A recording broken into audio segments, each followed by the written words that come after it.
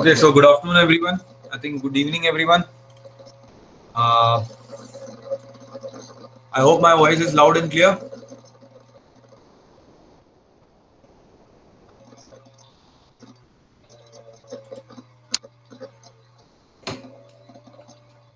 Please confirm. Lecture 12.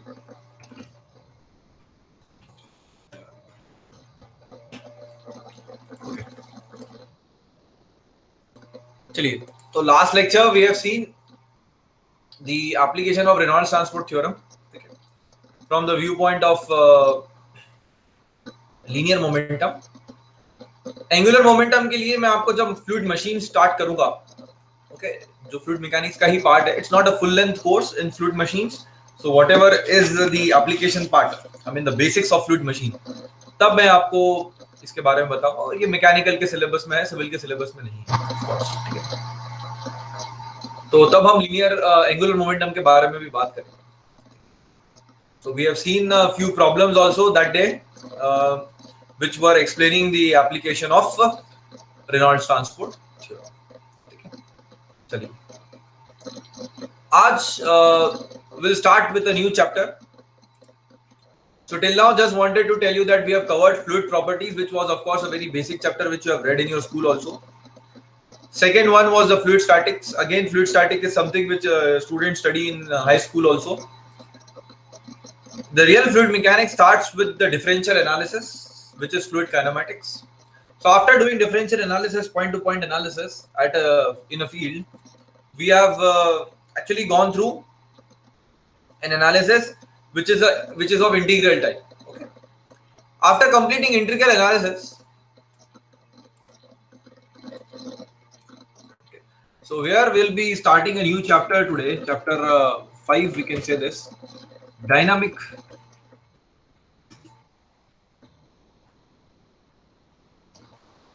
analysis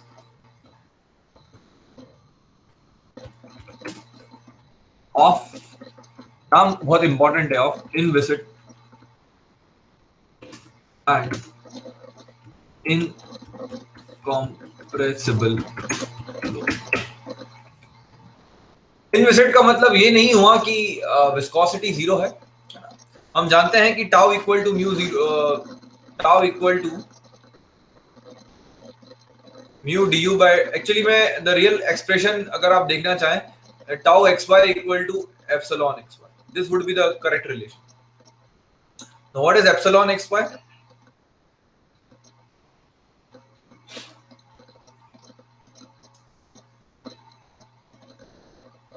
Del u upon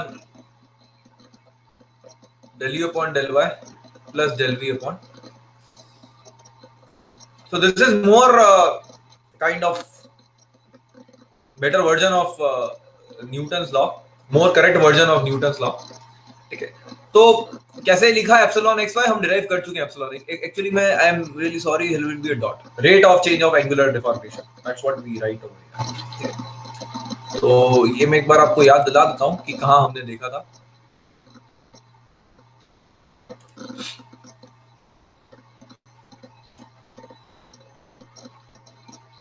So we have gone through the angular deformation analysis, epsilon xy, epsilon xy, epsilon xy.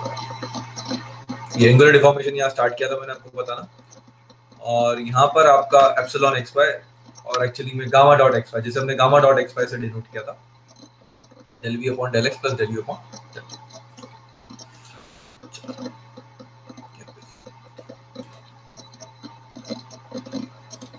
तो इस chapter में आपका जो tau X Y है वो zero. This is not because of mu equal to 0. It is because of del u upon del y plus del v upon del x का total sum is equal to 0. I mean almost 0 to be more precise. और incompressible flow है. Incompressible flow का मतलब आप जानते हैं. In fact तो पहला पॉइंट तो ये हो गया. दूसरा point, usually we talk about two dimension incompressible.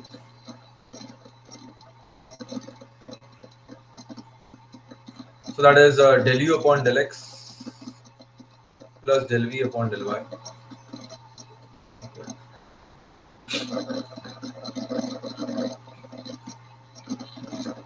This is the equation of two-dimensional incompressible flow. इन दोनों चीजों को ध्यान में रखते हुए हम आज का लेक्चर स्टार्ट करेंगे.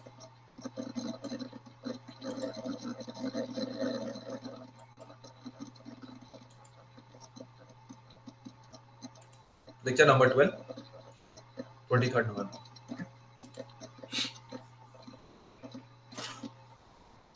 चलिए, तो let us take a fluid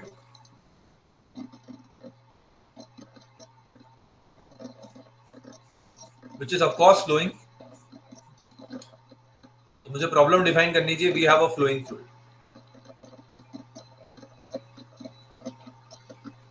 और फ्लूइड मैकेनिक्स में प्रॉब्लम बस एक ही होती है कि आपको दो पॉइंट के बीच में प्रेशर डिफरेंस निकालना है. That's it. तो हमारी जितनी भी आगे की डिस्कशन होने वाली है, all of them are intended towards calculating pressure difference between 2 points. Why? Because this gives us a knowledge about either pressure, either the forces due to pressure, they are helping the flow or they are opposing the flow. कैसे? देखो, अगर pressure increase हो रहा है, let's say for example, तो अगर मैं एक एलिमेंट लूं, यहाँ पे प्रेशर कम है और यहाँ पर प्रेशर ज्यादा है. मतलब इसका मतलब ये हुआ प्रेशर इंक्रीज हो रहा है एक्स डायरेक्शन. तो इसका सीधा सीधा इम्प्लीकेशन ये हुआ कि जो नेट फोर्स है प्रेशर के कारण, वो फ्लूइड एलिमेंट पे डायरेक्शन ऑफ मोशन, अगर डायरेक्शन ऑफ मोशन ये है तो उसके अपोजिट डायरेक्शन. तो basically as I told you, the major intention over here is to understand the or to calculate the pressure between the pressure difference between 2 points. तो del v upon del x is like our main agenda. तो fluid statics में भी हमारा main agenda यही था, और अब dynamics भी start हो चुका है, तो यहाँ पर भी हमारा main agenda यही होगा.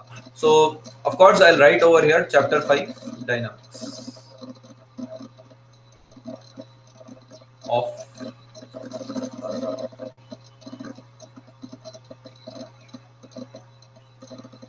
Inviscid flow. आई होप आप समझ गए इनविसिड का मतलब क्या होता है. शियर स्ट्रेसेस जीरो है, बट फ्लूइड फ्लो हो रहा है.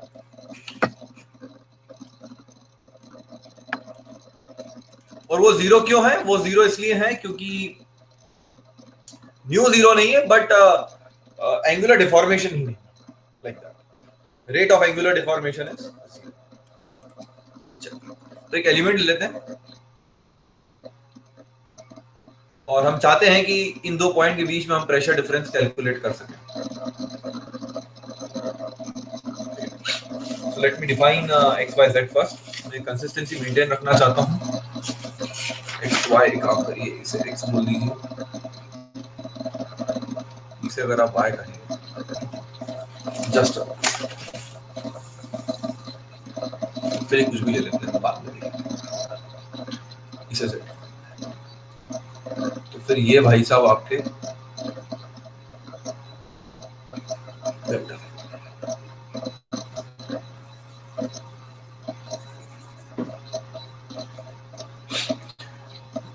ठीक है, एक्स वाई जेड.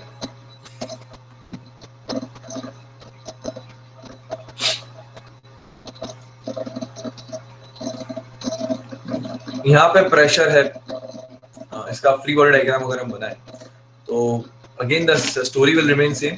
यहाँ पे प्रेशर P है, यहाँ पे प्रेशर है P plus del b upon del x into delta x, मतलब variation in pressure or change in pressure because we are changing x, we are not changing z or y, we are changing only x. So this is responsible for change in pressure in x. This is what we have to calculate.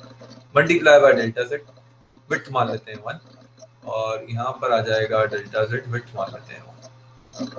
तो ये तो pressure forces हो गए. shear stresses है नहीं, तो shear stresses act होगी भी नहीं, तो टाउ 0 रहने वाला है ना, क्योंकि हम इन्वेस्टेड अज्यूम कर चुके हैं.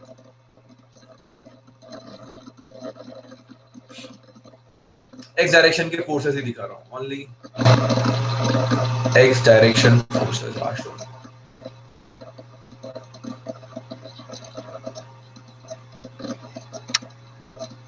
Alright friends, next body force लगा देते हैं क्या. और लेट्स से ये एक फील्ड है ना, फ्लूइड फ्लो हो रहा है, तो this is a flowing fluid. I will write over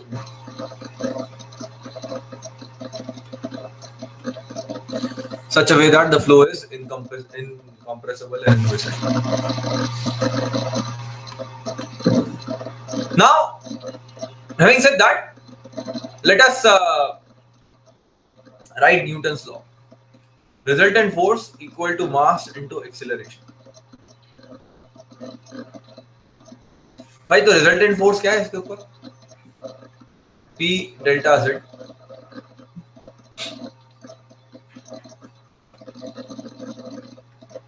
minus P plus del V upon del X delta X delta Z plus body force in X direction equal to mass of this element delta M equal to acceleration in X direction. अब हमें पता है कि acceleration in X direction क्या होता है. हमें पता है acceleration in X direction du by dt. I hope you remember this. ये फील्ड है. अब ये इस फील्ड इस मतलब जिस लोकेशन पर आपने एलिमेंट लिया ना, इस लोकेशन का acceleration, the acceleration at that location, it is acceleration of a location where element is selected, and of course delta x comma delta z tending to 0. तभी तो ये एक लोकेशन में कन्वर्ट होगा, नहीं तो there would be infinite locations otherwise. Alright. तो इसको उड़ाओ इससे, minus del p upon del x delta x delta z plus delta m b x. आप जानते हैं वैसे बॉडी फोर्स, ये body force per unit mass हो गया, ये क्वांटिटी और ये मास हो गया, equal to delta m d u minus del p upon del x delta x delta z rho density into volume. मैं लिखना चाह रहा हूँ मास को, वॉल्यूम है इसका delta x delta z 1 equal to rho delta x delta z 1 d. तो ये गए अपने आप minus del p upon del x plus rho, अच्छा बी एक्स भूल गए, rho B x equal to rho d u upon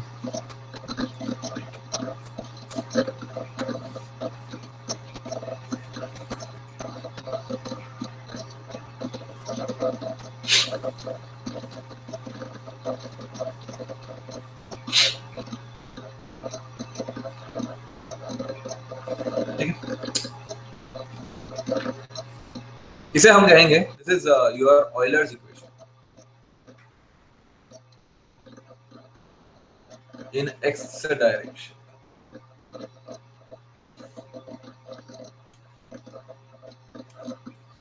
similarly आप y और z में एक्सट्रापोलेट कर सकते हो, तो ये हट जाएगा यहाँ से, ये तीन चीजें चेंज हो जाएगी और आप इक्वेशन लिख सकते हो y डायरेक्शन में del p upon del y rho B Y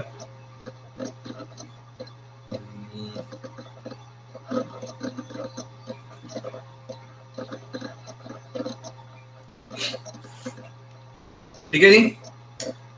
क्यों ऐसे कैसा लिख दिया मैंने, क्योंकि मैंने सारे फोर्सेस कंसीडर कर रहे हैं। तो वाई में भी अगर आप लगाओगे तो यही आएगा, बॉडी फोर्सेस आएंगे, सरफेस फोर्सेस आएंगे और एक्सेलरेशन। अब आप एक बात समझिएगा यहाँ पर थोड़ा ध्यान से, बच्चे कंफ्यूज होते हैं सर ये बॉडी फोर्सेस क्यों लेते हो। वैसे तो आपको क्लैरिटी आ गई होगी कि हम इसे जीरो कर सकते हैं कभी भी चाहें, नहीं लेंगे तो इनका इफेक्ट फील नहीं होगा, बट अगर इन्हें ले लेंगे तो हम इसे बाद में जीरो करके हमारी प्रॉब्लम सॉल्व कर सकते हैं। जैसे फॉर एग्जांपल अब मैं आपको बता ही चुका हूं कि one of the favourite velocity field of mine is v vector equal to ax I cap minus ay j cap. ठीक है फ्रेंड्स, तो इस वेलोसिटी फील्ड पे आपको क्या कैलकुलेट करना है, मतलब ये वेलोसिटी फील्ड है, मतलब फील्ड वेलोसिटी फील्ड वेक्टर दिया हुआ है, मतलब अब आप हर एक पॉइंट पर फ्लो बता सकते हो कैसा है। मतलब कैसे, देखिए अगर हम हमारे पास में चलें लेक्चर्स के,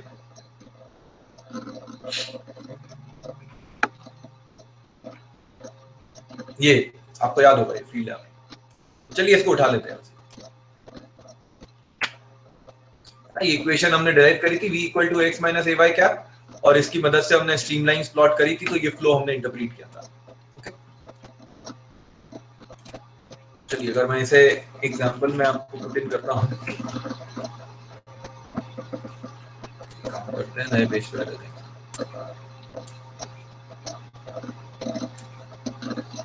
ठीक है जी,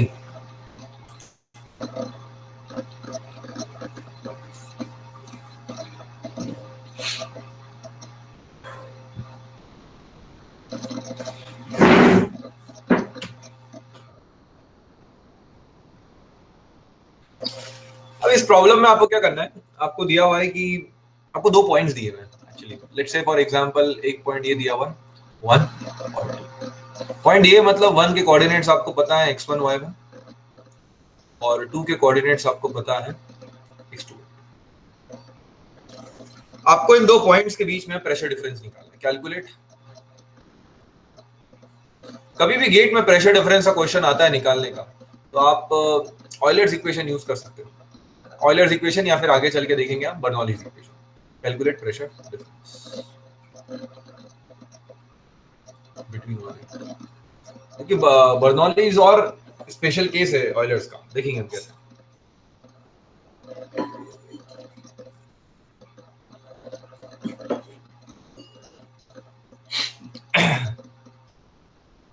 तो ये पॉइंट्स को मैं जस्ट हाईलाइट कर देता हूँ। अभी दो पॉइंट्स सेम स्ट्रीम लाइन पे हो भी सकते हैं, दो अलग अलग स्ट्रीम लाइन पे हो सकते हैं, दैट टोटली डिपेंड्स।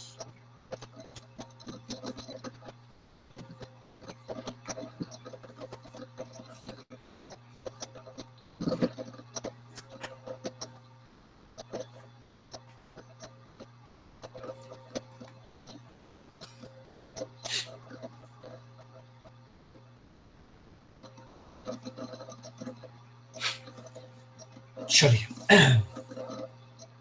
हाँ, एक बात और दे रखी है आपको, gravity is the only body force. Gravity is the only body force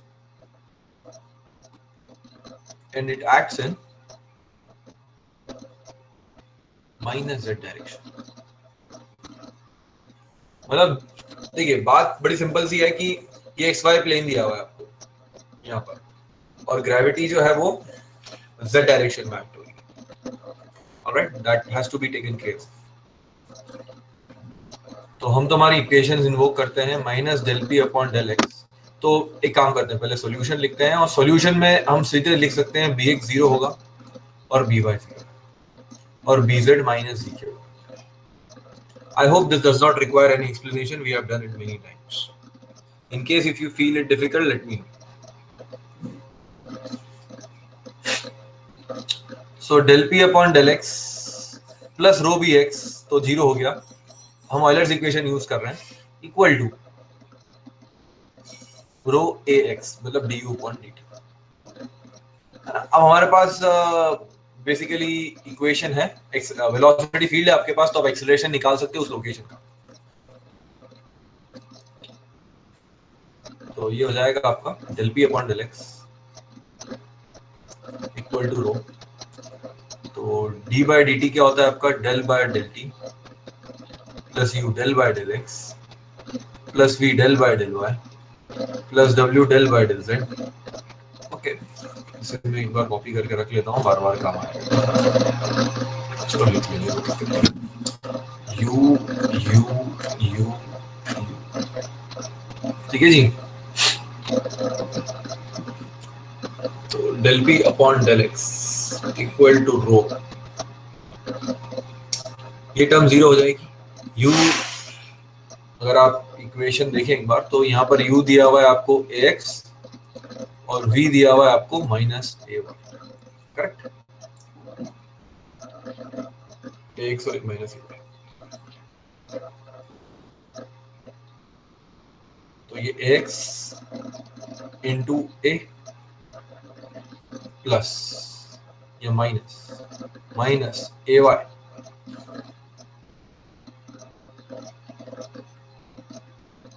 into zero, क्योंकि u में y का कोई कंपोनेंट नहीं है, प्लस जीरो। तो ये इक्वेशन हो गई आपकी del p upon del x equal to rho A x, rho a square x.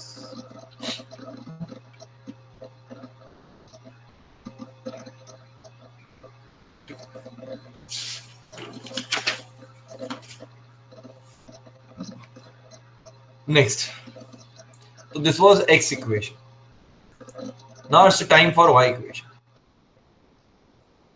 Del p upon del y plus rho by 0 है, equal to rho del v upon del t plus u del upon del x plus v del upon del y plus w del upon del z।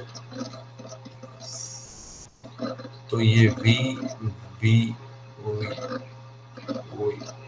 Okay friends,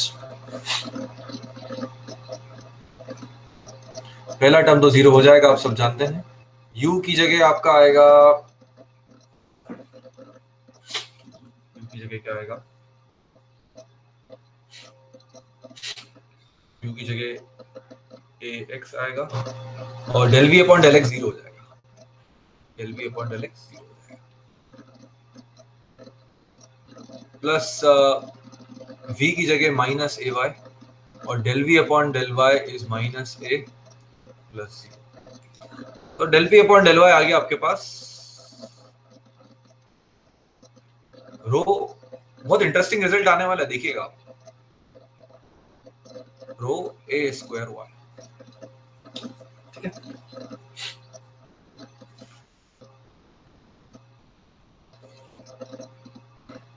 यार एक थोड़ी सी ना गड़बड़ हो रही है हमसे, ये minus del p upon del x plus rho v x है, ठीक है, इक्वेशन चेक कर लो आप, ये माइनस है तो ये टर्म जीरो हो जाएगा, तो ये माइनस लिखना पड़ेगा, तो ये माइनस चलेगा नहीं। I hope you are comfortable. ये माइनस है, ये माइनस है,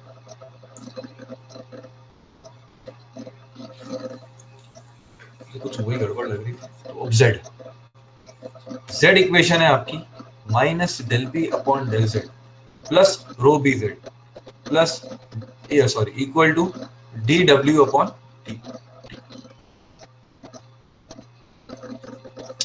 सबसे पहली बात तो इस टर्म को उड़ाओ, ये जीरो हो जाएगी। क्यों जीरो हो जाएगी? Just because of the simple reason that ये आपका टू डायमेंशनल फील्ड है, तो डब्ल्यू जीरो हो जाएगा। Minus del p upon del z plus rho b z, rho b z की वैल्यू क्या है? माइनस रो जी,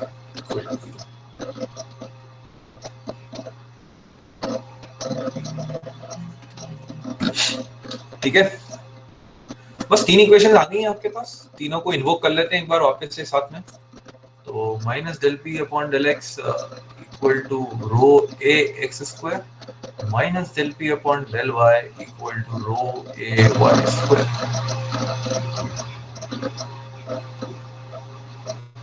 हाँ जी, काम करते हैं, माइनस इनको दे देते हैं। तो ये आपकी ऑयलर्स इक्वेशन हो गई for the problem. Euler's equation for given situation लिखते हैं। अब देखो यार, फर्स्ट इक्वेशन क्या कह रही है कि प्रेशर जेड के अलॉन्ग कैसे वेरी कर रहा है, मतलब सिर्फ आप जेड वेरी करो। अगर हम ऐसे देखें यहाँ पर, इसको थोड़ा सा फिजिकली फील करने की कोशिश करें। ये एक्स है, मान लीजिए ये वाई है आपका, और ये जेड है। तो अगर आप फिजिकली फील करें तो यहाँ पर एक्स और वाई कांस्टेंट है, तो अगर आप इस डायरेक्शन में मूव कर रहे हो तो how your pressure is varying, that is what is being depicted by this equation, first equation.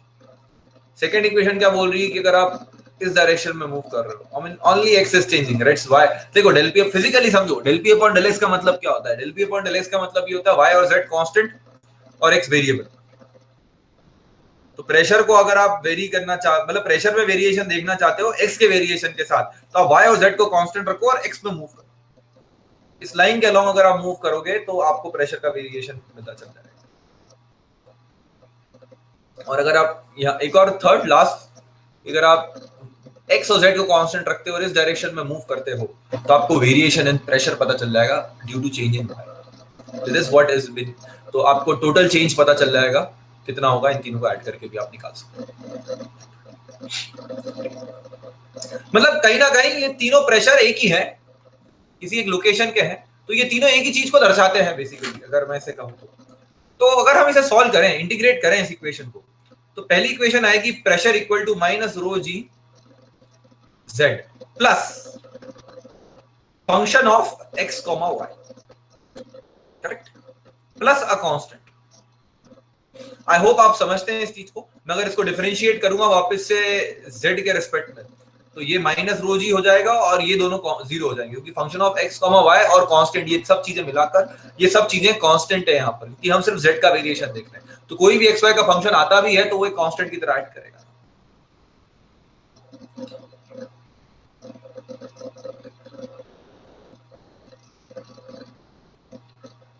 यार देखो फिर थोड़ी सी गलती करिए, ए स्क्वायर वाई था, ए स्क्वायर एक्स था, ये ए स्क्वायर वाई था, लिखने में गलती हुई है, ए स्क्वायर एक्स और ए स्क्वायर वाई।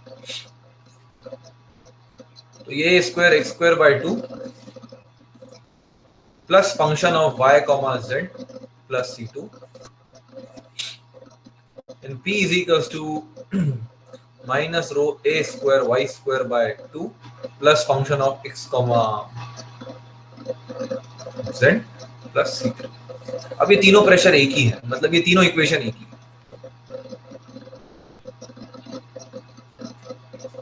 सही बात है। तो आप इन्हें कंपेयर कर सकते हैं आपस में। तो फंक्शन ऑफ x, अगर आप p लिखें माइनस रो जी जेड, अगर आपको function of x comma y चाहिए तो वो it is nothing but rho a square x square by 2 minus rho a square y square by 2, तभी जाकर ये तीनों इक्वेशन सेम फील्ड को रिप्रेजेंट करेंगे।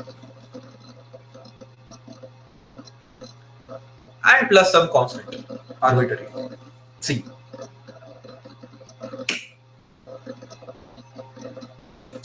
ठीक है जी। Comparison, by comparison, normal by common sense, तो बाय कंपैरिजन अगर आप इस इक्वेशन को उठा लेते हो और अगर कंपैरिजन करते हो तो आपको function of x comma y चाहिए, तो वो ऑब्वियस सी बात है यही होगा, तभी तो ये तीनों इक्वेशन सेम होगी।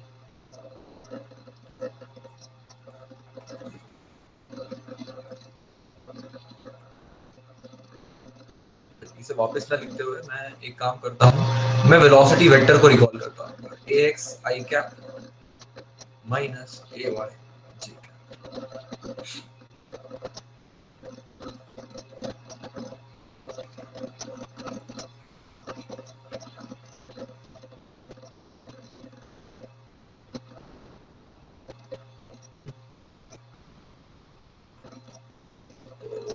अब लिख सकते हैं माइनस रो जी जेड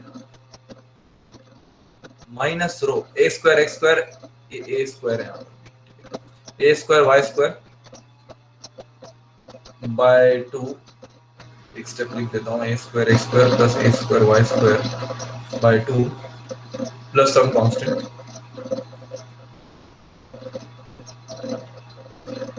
और इसको हम वी स्क्वायर बाय 2।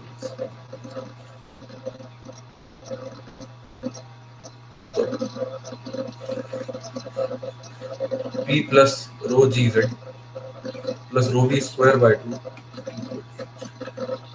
हाँ, क्या दिख रहा है भाई यहाँ पर आपको?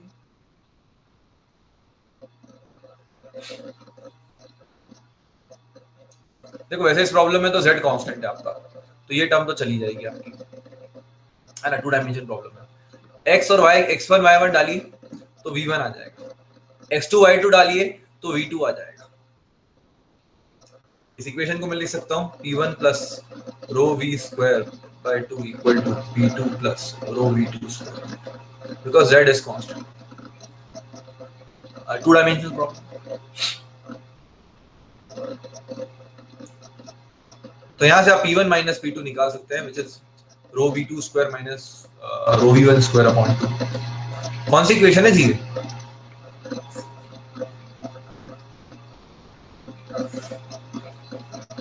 बोली something like Bernoulli's equation. This is like Bernoulli's equation.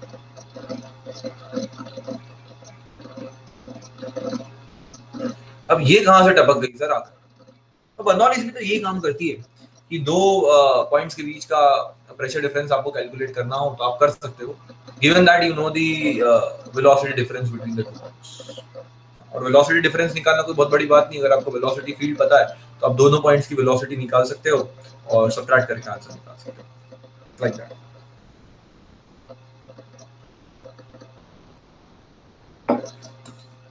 But ये आ कहां से गई सर? देखो, there was something special in this problem, there something special in this velocity field जिस कारण से सॉल्यूशन आया। चलिए रिकॉल करते हैं। अगर आप देखें सबसे पहली बात तो ये इसको चेक करें 2 डायमेंशन इनकॉम्प्रेसिबल के लिए, थोड़ा सा रिवीजन भी हो जाएगा एक बार आपको। तो del u upon del x, तो del u upon del x is a minus a। Linear strain rate check करते हैं इसका, del u upon del x।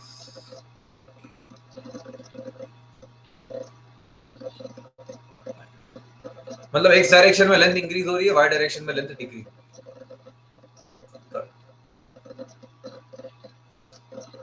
Angular deformation check करते हैं, rate of angular deformation to be more, I am sorry, rate of angular deformation, because x की जगह x y y y का भाई b, x का भाई। So del v upon del x is 0 because there is no component of there is no x in v and there is no y in u. So 0 plus 0 will give you 0. तो कोई angular deformation नहीं है, मतलब यहाँ पर आप लिख सकते हो कि टाउ इक्वल टू 0, सीधा इम्प्लीकेशन है। फोर्थ रोटेशनलिटी चेक कर लो, del by del x, z के बाद x, x के बाद y, y का भाई b, यहाँ हाफ आएगा, ये भी 0। तो इसका मतलब यही हुआ कि अगर आप किसी भी एक लोकेशन से दूसरी लोकेशन पे जा रहे हो, लेट्स से यहाँ से लेकर यहाँ जा रहे हो, तो आपकी एक्स लेंथ इंक्रीज होगी, जो हो गई है देख लीजिए। वाई लेंथ डिक्रीज होगी, जो कर दी है मैंने, तभी जाकर उसका वॉल्यूम कांस्टेंट बना रहेगा थ्रू आउट, मतलब वॉल्यूमेट्रिक स्ट्रेन रेट 0 होगा। और वही ये इक्वेशन कहती है, और जिस रेट से इंक्रीज हो रही है उसी रेट से डिक्रीज हो रही है। तो ये तो पहली दो इक्वेशन का मतलब हुआ। दूसरी इक्वेशन का मतलब ये हुआ कि एंगुलर डिफॉर्मेशन नहीं, मतलब जो एंगल पहले 90 डिग्री थे वो अभी भी 90 डिग्री बने हुए, तो वो भी सीन बिल्कुल सही है। और एलिमेंट का ओरिएंटेशन चेंज नहीं हुआ है, एलिमेंट ऐसा था और ऐसा का ऐसे ही स्ट्रेच हो गया, दैट्स इट। तो फ्लो रोटेशनल है, इरोटेशनल।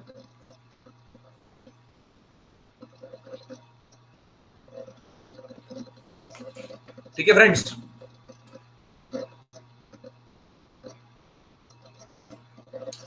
इन सब स्पेशलिटी के कारण आपकी बर्नौलीज इक्वेशन आके टपकी है।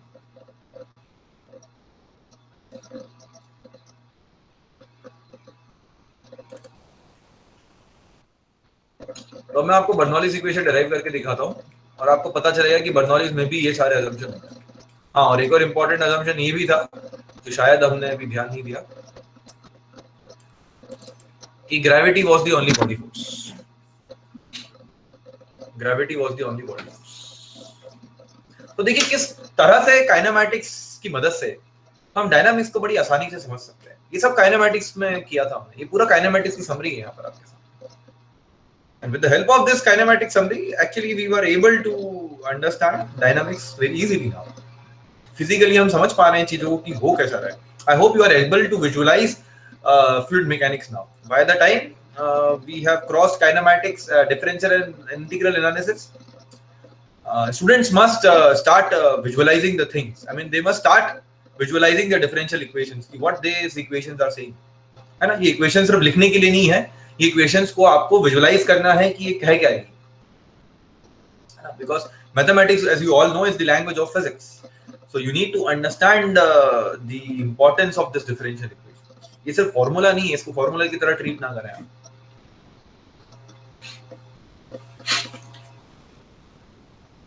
तो काफी सारी इंफॉर्मेशन आपको मिली है और आपको देखने को मिला है कि यहाँ पर एक इक्वेशन जो आप बचपन से देखते थे, समझते थे, वो इक्वेशन आपके सामने आई एकदम आउट ऑफ द बॉक्स अचानक जाकर, तो उसके पीछे कुछ रीजन है। देखिए, तो उस रीजन को जरा हम फाइंड आउट करते हैं। तो मैं काम करता हूँ, इन जनरल अब इस इक्वेशन को डिराइव करके दिखाता हूँ। ऑयलर्स इक्वेशन मान लेते हैं कि 2 पॉइंट है 1 and 2, they are separated with each other and the difference, I mean, let's say dl vector, मतलब position of 2 with respect to 1 is dl vector. Let's say for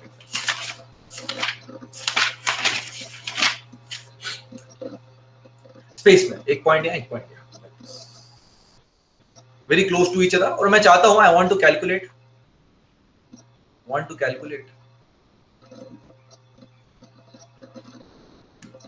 pressure difference between. कैसे करोगे आप pressure difference?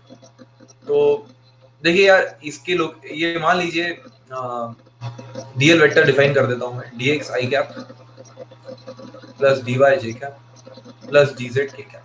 मतलब x position भी change है, अगर आप 1 से 2 पे जाते हो तो y पोजीशन भी चेंज है और z पोजीशन भी चेंज है ना। तो तीनों में चेंजेस के कारण pressure difference basically x y और z के कारण जो चेंज होगा इंडिविजुअली, उनको सम टोटल कर देंगे तो वो टोटल चेंज होगा प्रेशर में। मतलब मैं ये कहना चाह रहा हूं कि जो भी चेंज हुआ है प्रेशर में dp del p upon del x, कुछ चेंज x के कारण हुआ। यार एक बात बताओ, लेक्चर की स्पीड फास्ट लग रही है आप लोग? पता नहीं मुझे क्यों ऐसा फील हुआ एकदम से, इसलिए मैंने पूछा आपसे। स्पीड सही है, न्यूट्रल ना, मतलब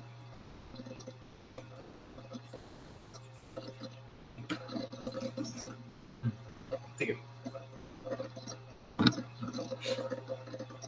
हाँ, कभी ऐसा हो जाए ना तो बता देना मुझे, क्योंकि अब आप लोगों को मैं मतलब जितना समझ पा रहा हूँ कि आप लोग का एप्टीट्यूड अच्छा है काफी, तो बाकी जगह की कंपैरिजन में मुझे फीलिंग आ रही है बाकी के बच्चों को इतनी तेज पढ़ा नहीं सकते। आपके साथ सीन सही है, क्योंकि हमारे पास जितना टाइम है उसमें जितना मैक्सिमम कवर्स कर सके, मेरा तो यही होप है कि एफएम भी खत्म हो जाए आपका अच्छे से जल्दी समय पर। तो del p upon del x dx, del p upon del y dy, del p upon del z। तो जो चेंज हुआ है 1 से 2 में प्रेशर के बीच में, वो चेंज थोड़ा थोड़ा तीनों के कारण है ना। अब आप जानते हो del p upon del x क्या होता है, del p upon del y क्या होता है, del p upon del z क्या होता है। मतलब ये तीनों वैल्यूज आप ऑयलर्स इक्वेशन से फीड कर सकते हो। This is what Euler's equation has told you, this is what you can feed from Euler's equation.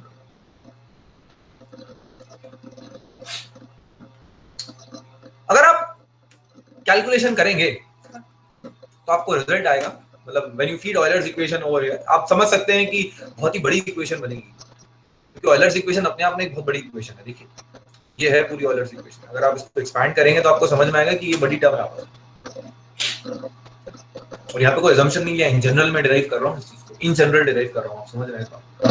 तो minus del p upon del y plus rho b y equal to rho du upon dt plus u del u upon del x plus del v upon del y plus del w upon del z, मतलब ब्ला ब्ला ब्ला जो भी पूरी equation है dy dt वो आएगी। अब यहाँ पर तो 3 डायमेंशन हम जनरल केस लेके चल रहे हैं, तो ये सारी टर्म सबके साथ आएगी, bx by bz सब लेके चल रहे हो, कुछ भी अज्यूम नहीं किया आपने भी, वो सब फीड करोगे अंदर। 2 से 2.5 पेज लगते हैं इसको सॉल्व करने में, है ना। वेक्टर कैलकुलस की आइडेंटिटीज भी यूज होगी इसमें। तो अभी तो आपको बिल्कुल इस पे ध्यान नहीं देना है, आप तो बस इक्वेशन देखिए क्या आती है, रिजल्ट में आपको बता देता हूँ। रिजल्ट आएगा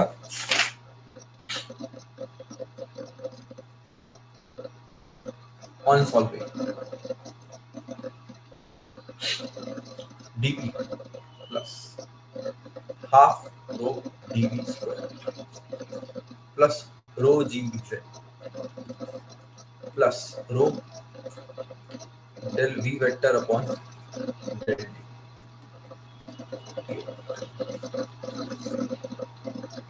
minus rho dl vector dot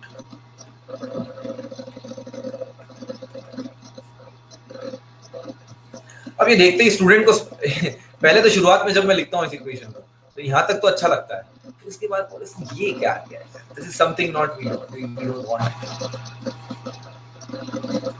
correct.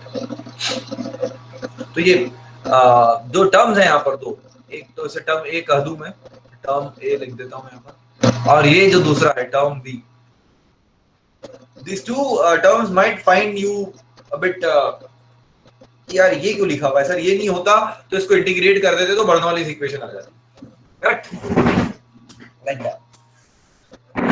तो इसका मतलब ये हुआ जब टर्म ए और टर्म बी जीरो होंगी तब बर्नौलीज इक्वेशन आ जाएगी। तो अब देखते हैं टर्म ए और टर्म बी जीरो कब होगी। तो टर्म ए को देखते हैं कब जीरो बना सकते हो। Term A will B zero when flow is steady.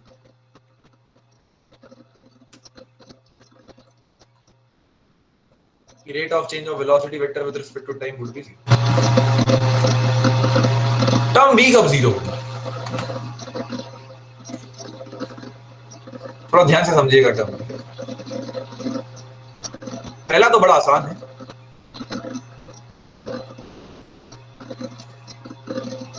यहां लिख देता हूं,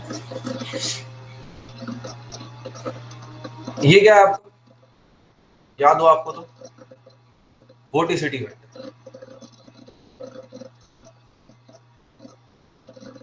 याद दिला देता हूं, वोर्टिसिटी वेक्टर कुछ नहीं होता है, कर्ल ऑफ वेलोसिटी वेक्टर होता है। इसको सॉल्व करोगे तो ट्वाइस ऑफ एंगुलर वेलोसिटी आएगा। तो टर्म बी जीरो हो गई मतलब एंगुलर वेलोसिटी वेक्टर जीरो हो गया, तो मतलब फ्लो इररोटेशनल हो गया। मतलब अगर स्टेडी स्टेट है और फ्लो इररोटेशनल है तब टर्म ए और टर्म बी जीरो हो जाएगी और आपका इंटीग्रेशन पर बर्नौलीज इक्वेशन आ जाएगा। एक और ऐसा केस है जब टर्म बी जीरो होती है, और वो होती है आपकी जब डीएल वेक्टर इज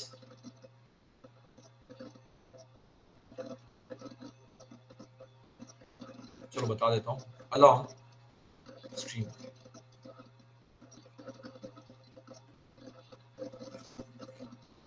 ऐसा क्यों, समझिए। देखिए अगर ये वेलोसिटी वेक्टर है आपका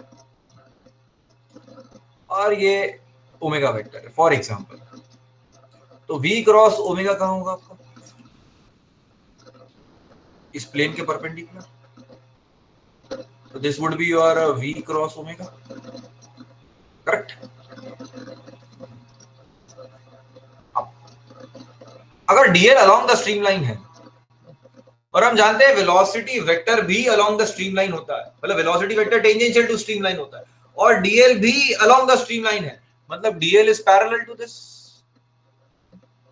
मतलब dl vector is parallel to v vector, correct, या अलोंग v वेक्टर। और v vector cross omega vector या angular velocity vector is perpendicular to this, क्योंकि अगर आप जानते हैं कि a क्रॉस b करेंगे तो जो a cross b is perpendicular to a vector and b vector, that is a well known identity, right, कि a cross b vector is perpendicular to a vector and b vector individually. जैसे यहाँ पर v cross, इसे आप ये लिख लो या 2 omega लिख लो, एक ही बात है। तो v cross this vorticity vector will be perpendicular to v vector and angular velocity. So dl is parallel to v vector and v vector cross this vector is perpendicular to v vector. This implies v vector and omega vector, cross vector is parallel to DL, नहीं sorry perpendicular, क्योंकि V और DL perpendicular है। अब ये दो vectors आपस में perpendicular है, मतलब इनका डॉट प्रोडक्ट क्या हो जाएगा, 0।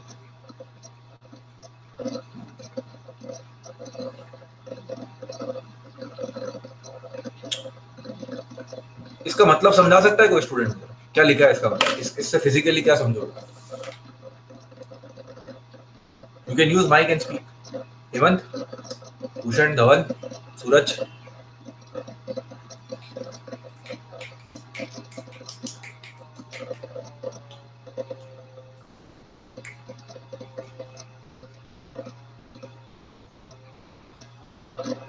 ट्राई करो।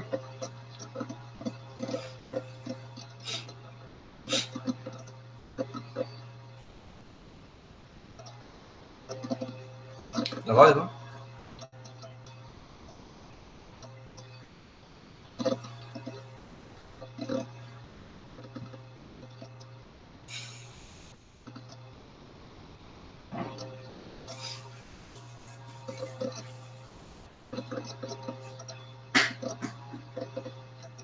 तो इसका मतलब ये हुआ कि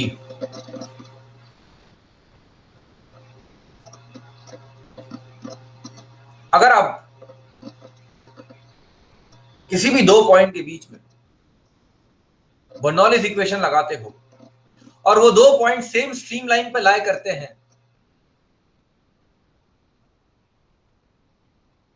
तो चाहे फ्लो रोटेशनल हो चाहे फ्लो इरोटेशनल हो, टर्म भी 0 होगा आपका। That is the concept.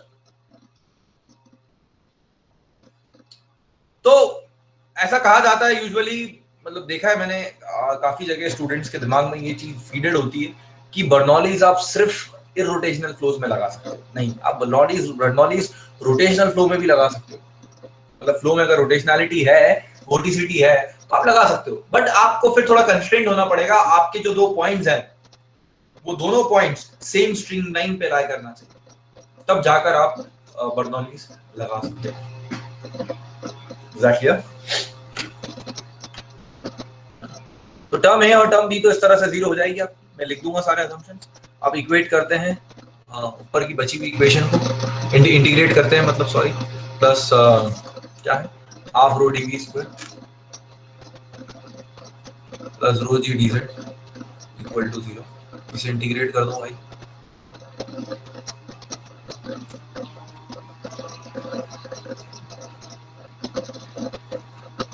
किसी दो पॉइंट 1 और 2 के बीच में,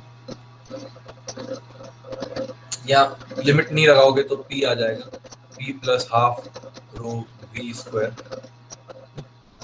dv का स्क्वायर है तो ये dv स्क्वायर का इंटीग्रेशन v स्क्वायर हो जाएगा, जैसे dx का इंटीग्रेशन x होता है, रो जी सेट।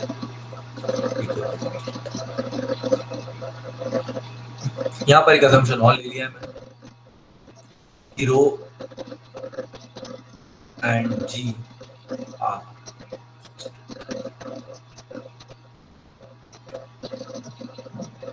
और एक बात और बता देता हूँ, इससे पहले मैंने एक असम्पशन ले लिया था यहाँ पर कि gravity is the only force, क्योंकि यहाँ पर बॉडी फोर्स सिर्फ ग्रेविटी की है, दूसरे ग्रेविटी फोर्सेस के इफेक्ट नहीं।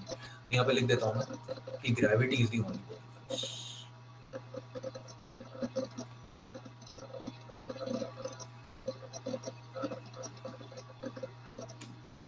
मतलब सिंपल साफ है। अगर असम्पशंस देखिए बर्नौलीज के, उसको समझना बहुत जरूरी है। Dear assumptions of Bernoulli's interview में पूछते हैं बीआरसी बीआरसी में। पहला तो सबसे इंपॉर्टेंट इनविसिड,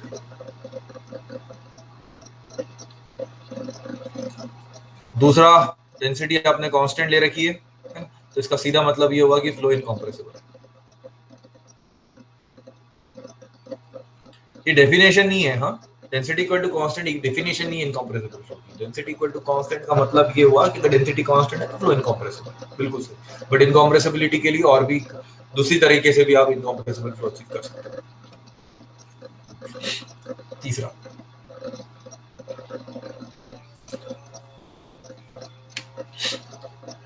तीसरा आप देखें, gravity is the only body force, बहुत इंपॉर्टेंट। मतलब मैग्नेटिक फील्ड लगा दी अगर आपने तो फिर बर्नौलीज नहीं लगेगी।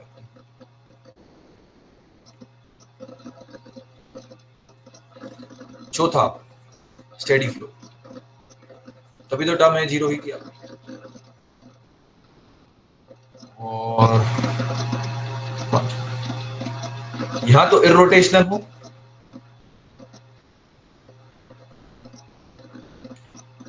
बट अगर रोटेशनलिटी है, if rotational, then Bernoulli's can be applied between two points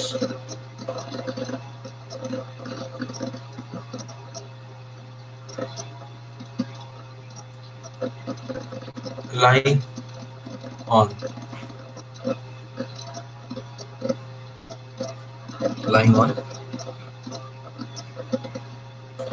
same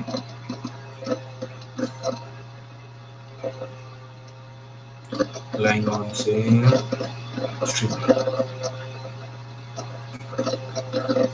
जैसे कि फॉर एग्जांपल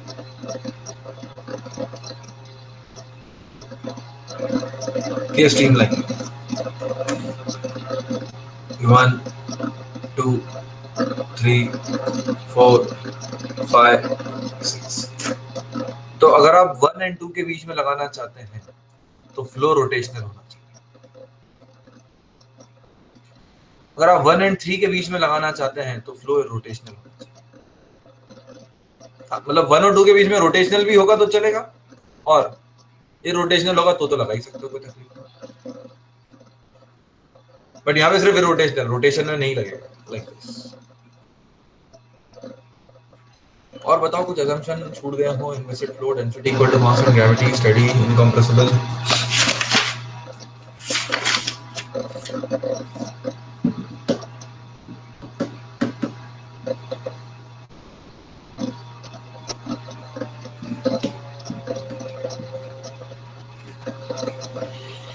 एक ज्यादा सा सवाल लिख सकते हो कि जी कांस्टेंट है यार, बहुत ज्यादा इंपॉर्टेंट नहीं, जी कांस्टेंट रहता है तो यूजुअल प्रैक्टिस है।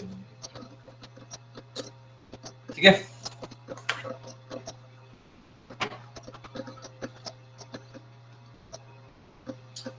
कोई भी आपसे इंटरव्यू में पूछता है तो जवाब दे देंगे, काम हो जाएगा। स्ट्रीमलाइंस फ्रॉम सेम सोर्स, हाँ ऑफ कोर्स, मतलब अभी हम एक ही सोर्स की बात कर रहे हैं। आप इन द सेंस ड्यूप्लेट्स और उसकी बात कर रहे हो क्या हेमंत?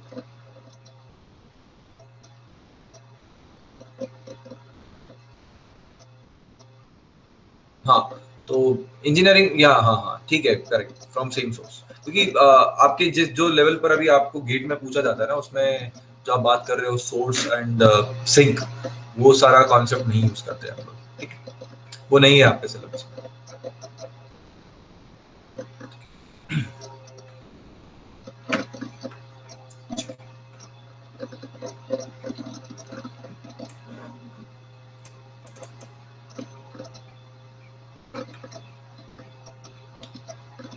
अब अगर हम बात करें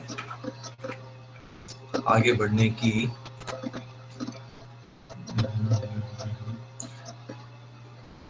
ठीक है, चलिए इसको अब इस इक्वेशन को समझते हैं थोड़ा डिटेल में। तो एक बात हाँ, कि देखिए यहाँ पर क्यों बर्नौलीज आ गई थी, आपने देखा था कि यहाँ पर बर्नौलीज इक्वेशन दिख गई थी आपको, क्यों? क्योंकि आपका इनकम्प्रेसिबल फ्लो था, टाउ जीरो था, इरोटेशनल था, इनकम्प्रेसिबल हम ले चुके थे, स्टडी था, डेंसिटी कांस्टेंट थी।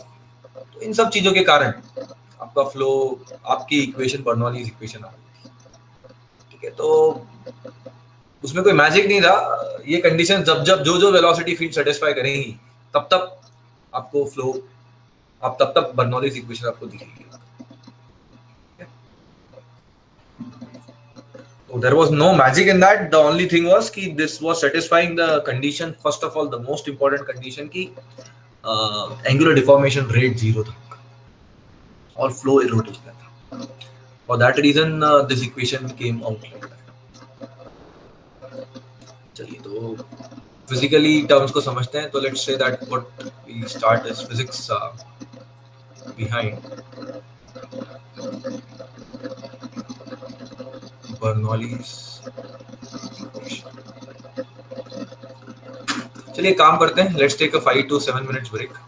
अभी 20:56 हो रहा है, 9 बजे तक मिलिए, 9:01 तक। ठीक है, स्टार्ट करते हैं। 9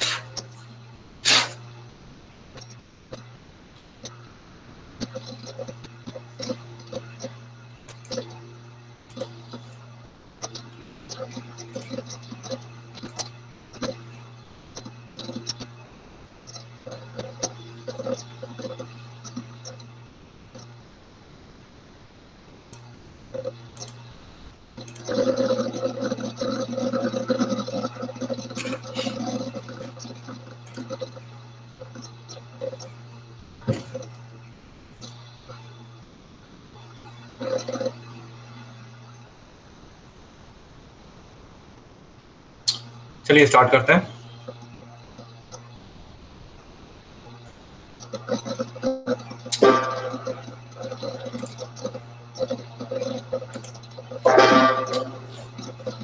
देखिए हम सारी टर्म्स को समझते हैं पहले। तो आपकी इक्वेशन क्या है? P plus half rho we square plus rho g z equal to constant. इसे हम कन्वर्ट करते हैं एनर्जी पर यूनिट वेट में, जो कि सबसे ज्यादा यूज्ड फॉर्म है equation, energy per unit weight.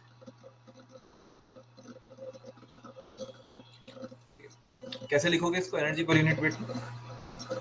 Just divided by rho जी।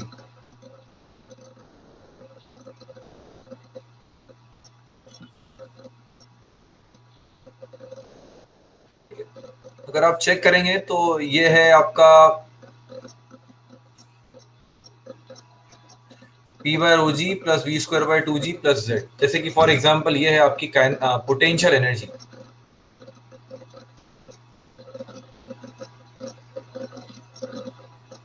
पर यूनिट वेट,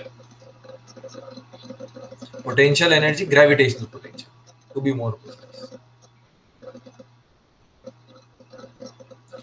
मतलब rho m g h m जी जेड, इसकी डायमेंशन अगर आप देखें तो मीटर है। तो basically this is like length wise representation of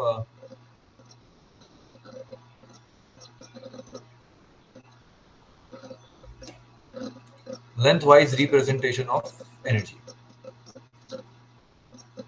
तो एनर्जी को लेंथ वाइज रिप्रेजेंट करने में many times it's very convenient. ठीक है।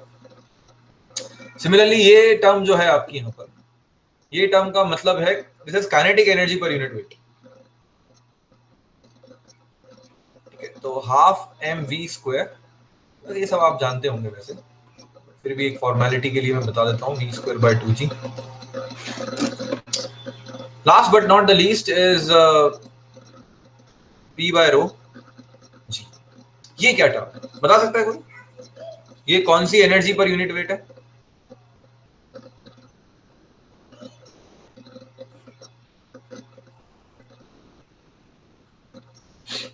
Can you tell me anyone out there?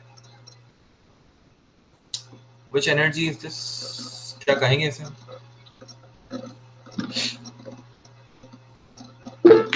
हाँ, प्रेशर हेड है, बट एनर्जी कौन सी है? Which energy per unit head per unit weight? Potential energy. Potential energy, I think, Urvi, we have already taken over here.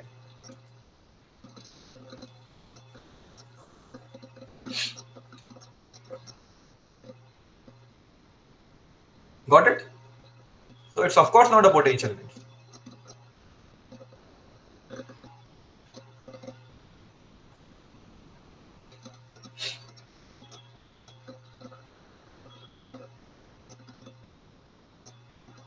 Exactly the one. Very good.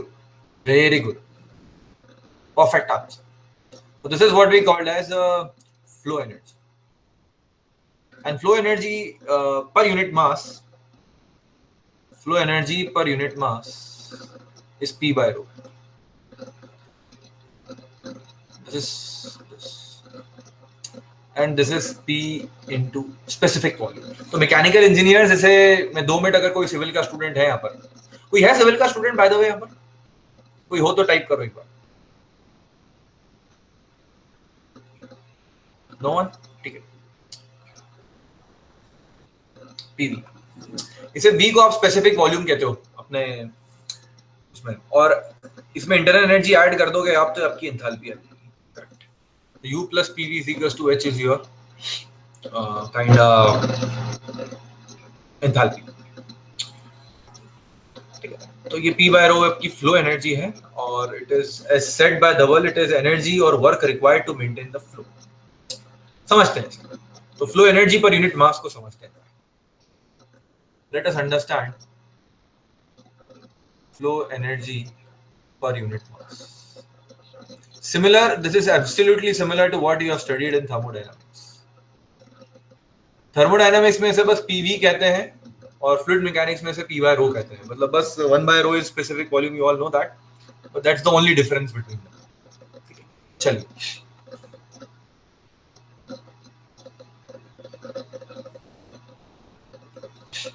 एक बात देखिए, इसको थोड़ा सा हम इसे समझना थोड़ा सा डिफिकल्ट है, बस समझा सकते हो आप क्या है, मतलब ठीक है आपने डेफिनेशन दी, you can use mike if you want to explain it. बताओगे इसे थोड़ा, इसके बारे में कहोगे कि कैसे आप इसे कैसे एक्सप्लेन करोगे अगर आपसे कोई इंटरव्यूअर पूछता है कि डियर प्लीज एलाबोरेट मोर।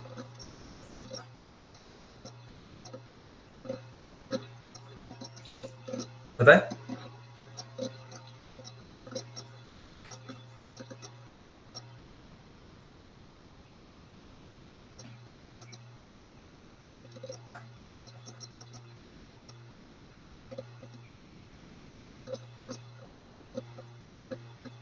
तो ठीक है, रहने दो, मत do not type it, leave it, no issues.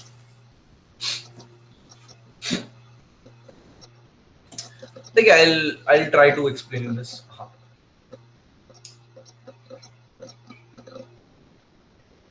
चलिए इसे थोड़ा सा पहले दूसरे एग्जांपल से समझते हैं।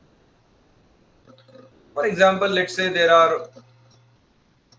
People standing over in a line, और मान लीजिए ये क्या कर रहे हैं, जैसे मान लीजिए इन्हें अगर फ्लो होना है, इनका फ्लो मतलब दे वांट टू मूव, तो ये क्या हो रहा है बेसिकली, पीछे वाला बंदा जो है ये इसे पुश कर रहा है, मतलब he is applying some force on this guy, धक्का दे रहा है सिंपल लैंग्वेज में। इसने इसको धक्का दिया, इसने इसे दिया, इसने इसे दिया, इसने इसे दिया, इसने इसे दिया, इसने इसे दिया, तो ये पूरी की पूरी जो इनकी एक क्या बोलना चाहिए लाइन है, ये आगे बढ़ेगी इस तरीके से फ्लो होगा। This is point number 1। अब सिमिलरली यहां पर फ्लूइड, अब फ्लूइड फ्लो हो रहा है, ये कोई भी एक आर्बिट्री लेयर है, इसके जस्ट पीछे वाली जो लेयर है, अगर उसे आगे बढ़ना है तो इसे उसे इसे पुश करना पड़ेगा। अब पुश क्यों करना पड़ेगा, उसका रीजन ये है कि यहां पर कुछ ना कुछ प्रेशर है, आप जानते हो, तो उसे इस प्रेशर के अगेंस्ट, मान लेते हैं यहां पे प्रेशर पी है, इस सेक्शन पे प्रेशर पी है, तो इसकी जस्ट पीछे वाली जो लेयर है, जैसे लेट्स से ये लेयर एन है, तो इसकी जो लेयर n-1 लेयर जो होगी, उसे लेयर एन को उसे अगर आगे बढ़ना है तो उसे इस प्रेशर को ओवरकम करना पड़ेगा, तो वो क्या करेगा, इसे पुश करेगा, कितना फोर्स लगाएगा, pressure into whatever is the area होगा,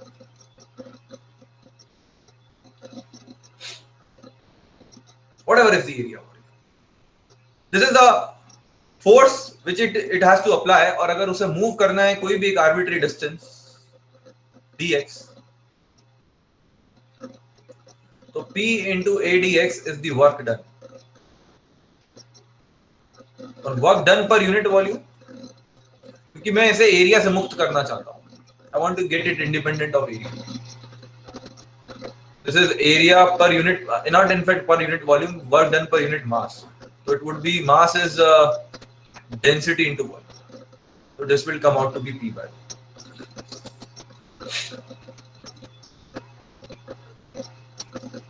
एरिया से इंडिपेंडेंट करते ही मुझे ये जो प्रेशर यूनिफॉर्म मैंने लिया था वो असम्पशन भी खत्म होता है, नहीं तो otherwise this would have been question कि प्रेशर यूनिफॉर्म होना चाहिए इस फॉर्मूले को यूज करने के लिए, तो नहीं, हमने इसे पर यूनिट मास में कन्वर्ट करके it is independent of area. तो इसे थोड़ा समझे हम, तो ये एक लेयर है, ये एक लेयर, अब ये आपस में एक दूसरे से चिपके हुए हैं इस तरीके से, एक जैसे लेयर है। अब ये वाली जो लेयर है, इस यहाँ पर इसको आगे प्रेशर पी दिख रहा है, फील्ड का प्रेशर है वो लेयर का प्रेशर नहीं, वो फील्ड का प्रेशर है। तो थोड़ा सा अगर इसे मैं और करेक्ट करूं यहाँ पर अब आपको एग्जैक्टली समझाने के लिए, तो ये लेयर 1 है, ये n-1 है, और जहां पर लेयर n है वहां पर प्रेशर p है, फील्ड का प्रेशर। समझने की कोशिश कीजिए सर,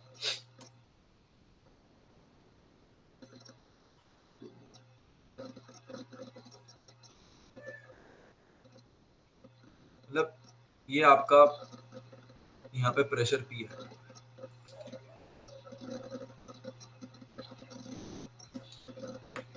तो उसे इसे पुश करके आगे बढ़ना पड़ेगा। सीधी सी बात है, जो फील्ड में प्रेशर है available through out the section, उसे पुश करके आगे बढ़ना, उसे पुश करने में इतना वर्क करना पड़ेगा पर unit mass. That's what I am trying to say. That's it, simple है, बहुत सिंपल है। तो डेफिनेटली ये वर्क करेंगे तो होगा क्या, एनर्जी एक लेयर से दूसरी लेयर में ट्रांसफॉर्म होगी, एक लेयर से दूसरी लेयर एनर्जी में ट्रांसफॉर्मेशन होगा ना, मतलब एक पॉइंट से दूसरे पॉइंट एनर्जी ट्रांसफॉर्म होगी यहाँ पर, अगर आप इस तरह से करेंगे तो। जैसे यहाँ पर एक बंदे से दूसरे बंदे तक एनर्जी ट्रांसफॉर्म हो रही है, तो इसे अगर आप एक तरीके से देखें तो हो ये रहा है कि जब भी फ्लो हो रहा है किसी भी स्ट्रीम लाइन के अलॉन्ग, अगर आप देखना चाहें, एग्जांपल के लिए स्ट्रीम लाइन ले रहा हूं, तो एनर्जी क्या हो रही है, एक लोकेशन से दूसरे लोकेशन तक ट्रांसफॉर्म हो रही है। Are you getting? Sum total same है बट उनके फॉर्म्स चेंज हो रहे हैं, कभी काइनेटिक, कभी प्रेशर, कभी फ्लो एनर्जी। मतलब इसको अगर एक तरीके से आप समझना चाहें तो लेट्स से फॉर एग्जांपल आप रन कर रहे हैं, आपके सामने एटमॉस्फेरिक प्रेशर की एक लेयर हमेशा होती है, अगर आपको आगे बढ़ना है तो आपको उस लेयर को पुश करना पड़ेगा, तब जाके आप आगे बढ़ पाओगे। Absolutely correct. अब अगर मान लीजिए by some hypothetical means, let us assume that कि मैं आपके सामने 10 एटमॉस्फेरिक प्रेशर क्रिएट करके रखूं आपके रनिंग फील्ड में। Let's not get into biology की what will happen to our system, उसे हम छोड़ देते हैं अभी के लिए। Let us say that we are, our lungs and everything is capable of handling those high pressures.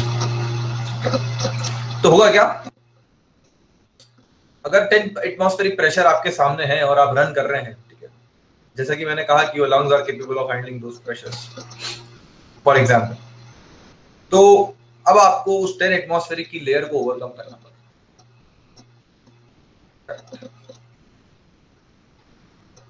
तो you have to do more work. जैसे आप मान लीजिए आप पानी के अंदर हैं, लेट्स से एक 10 फीट का स्विमिंग पूल है और आप नीचे ग्राउंड पर है, उसके ग्राउंड फीट पर, अब आपको वहां पे वॉक करना है, तो आपके लिए वॉक करना बड़ा डिफिकल्ट होगा।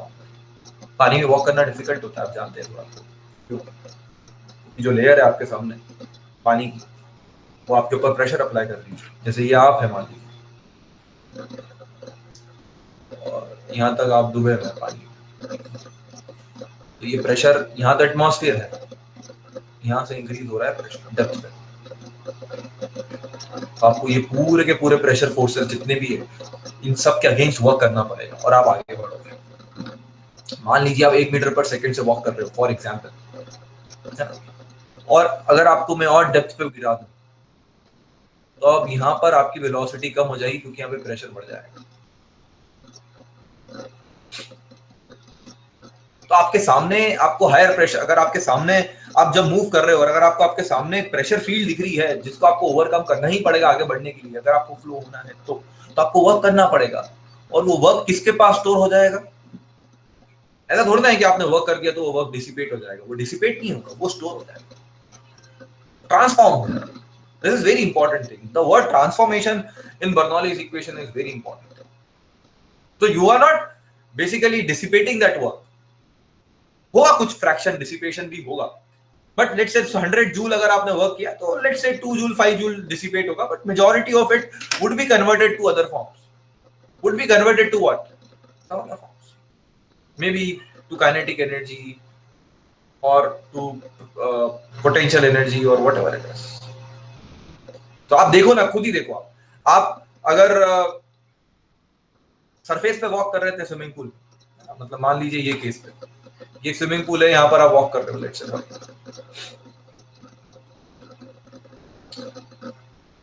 1 मीटर पर सेकेंड से, अब मैं आपको ऐसे स्विमिंग पूल में डाल देता हूँ फॉर एग्जाम्पल, जहां पर आप यहाँ वॉक करते हो, तो अगर आप 100 जूल का एफर्ट लगा रहे हो तो आपकी वेलोसिटी डिक्रीज हो जाएगी। अब आप 1 मीटर पर सेकंड से अगर यहाँ वॉक कर रहे हो तो आप यहाँ 1 मीटर पर सेकंड से वॉक नहीं कर पाओगे, just because of the simple reason that a part of your energy is now being utilized to overcome that extra pressure which you have to handle now. और सिमिलर एनालॉजी कॉन्सेप्ट है यहाँ पर, that तो नहीं है but kind of understand. तो fluid के साथ भी ऐसे ही होता है, यहाँ पर तो आप हो और यहाँ पर क्या है, यहाँ पे डिफरेंस क्या था, यहाँ पे स्विमिंग पूल में एक बॉडी आप और दूसरा आपके सामने फ्लूइड है, वहां पे तो हर जगह फ्लूइड ही फ्लूइड है, तो एक फ्लूइड को दूसरे फ्लूइड को ओवरकम करना है, मतलब बेसिकली यहाँ पर जब फ्लूइड फ्लो हो रहे हैं तो वो फ्लूइड को एक प्रेशर फील्ड दिख रही है आगे, उस प्रेशर फील्ड को ओवरकम करने के लिए उसे वर्क करना पड़ेगा ताकि वो अपना फ्लो मेंटेन कर सके. I write this. So in order to maintain, simple language में लिख रहा हूं मैं से, in order to maintain flow, fluid has to do work in order to maintain flow in a pressure field. Pressure field क्या होती है? ऐसी फील्ड जहां पर हर जगह प्रेशर डिफाइंड है. Scalar field like temperature field. Fluid has to do work to move. So that work is called as flow energy, flow work. Loosely, क्योंकि ये प्रेशर फील्ड के कारण है तो sometimes people call it as pressure energy also. This is a loose. This is not a very correct term, but yeah, loosely people call it as pressure energy also. Or flow work or flow energy. Sometimes flow energy is the only also a term used. So flow energy and flow work are synonymous, and pressure energy is like a slang.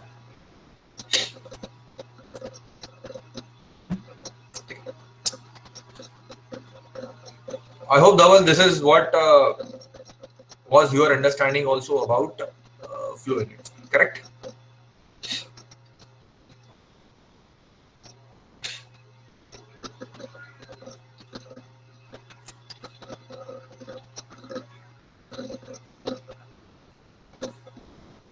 There was something else. तो मैं definition लिखूंगा अगर यहाँ पर, तो आप देख सकते हैं कि हो क्या रहा है. सम टोटल, अगर हम बर्नौलीज का स्टेटमेंट लिखें,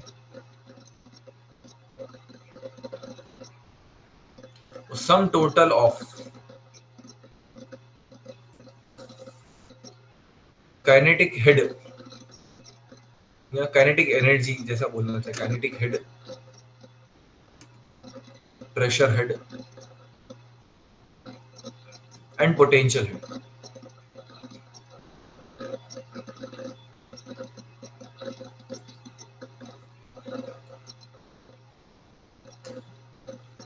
remains conserved as fluid remains conserved as it is transmitted from one point to another in. मतलब फ्लो बेसिकली क्या कर रहा है? It's a carrier of energy. वो एनर्जी को एक लोकेशन से दूसरे लोकेशन तक ट्रांसमिट कर रहा है. सम टोटल सेम रहेगा इन तीनों का. इनमें वेरिएशन हो सकते हैं. हो सकता है किसी पॉइंट पर काइनेटिक ज्यादा हो, पोटेंशियल कम हो, प्रेशर कम हो.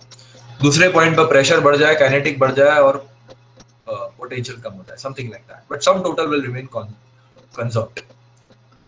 So, but in actual practice, in reality, there will be losses, and we'll talk about it, and we will talk about it in coming lectures.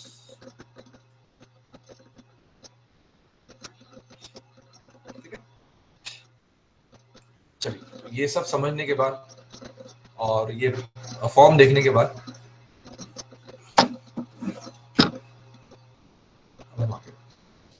एक पॉइंट और यहाँ पर मैं मेंशन करूंगा. मैं आपसे पूछना चाहूंगा, does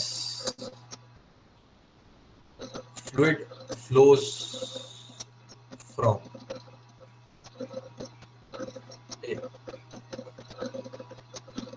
a high pressure head to low pressure head.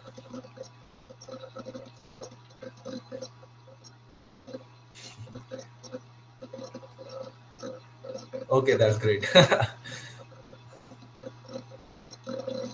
So the resistance in your case, Dhawal, is the people who are traveling, right? And in actual reality, that resistance is a pressure field, correct? So either ways, if you want to move yourself, like if you want to achieve something, you have to overcome resistance. That's what fluid mechanics and work done definition explains. So what is the definition of work done in mechanics? Mechanics की definition यही है कि in order to succeed, I mean in order to succeed in the sense in order to do a network, you have to overcome the resistance and displace against that. You have to do a displacement against a resistance. If you are doing a displacement against the resistance, then only you are doing a network. Then you are only successful in doing a network. If you are not able to overcome that resistance, then there is a no network achieved. So in your case, in your life, your network is success, right? So that's a similar analogy over here also. So high pressure head to low pressure head.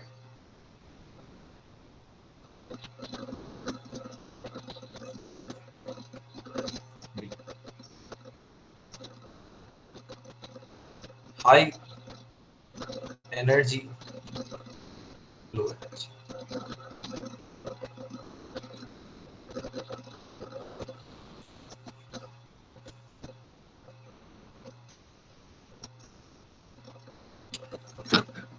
And example ले लेता हूँ मैं, ज्यादा अच्छा होगा इस चीज के लिए. मान लेते हैं कि कोई लोकेशन है और एक लोकेशन, यहां पर मैं प्रेशर हेड लिख देता हूँ P by rho g plus V square by 2G plus Z इस लोकेशन पर, और P by rho g plus V square by 2G plus Z इस लोकेशन पर. तो इसकी वैल्यू 100 है, इसकी वैल्यू 150 है, और इसकी वैल्यू 80, 50 ले लेते हैं, इसे तो हम 50 रख देते हैं.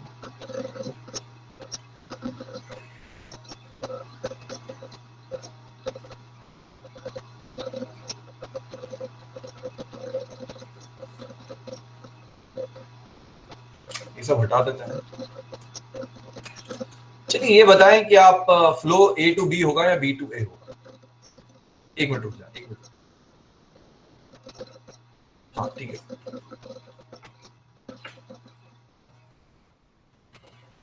नहीं नहीं नहीं, 2 minute, 2 minute, 2 minute, 2 minute, 2 minute.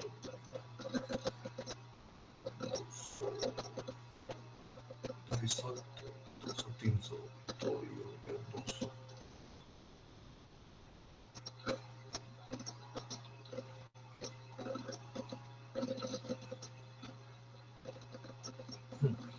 बताओ A to B या B to A?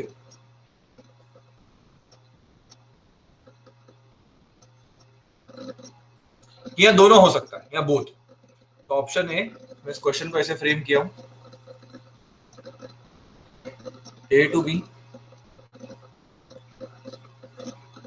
B to A, C either, और D can't say. So you have 3 options only. Can't say तो you don't have. चलिए बताएं.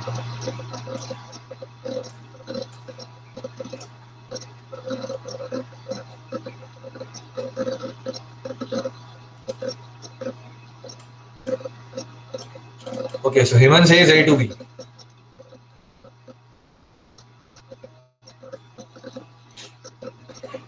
Let's do one thing.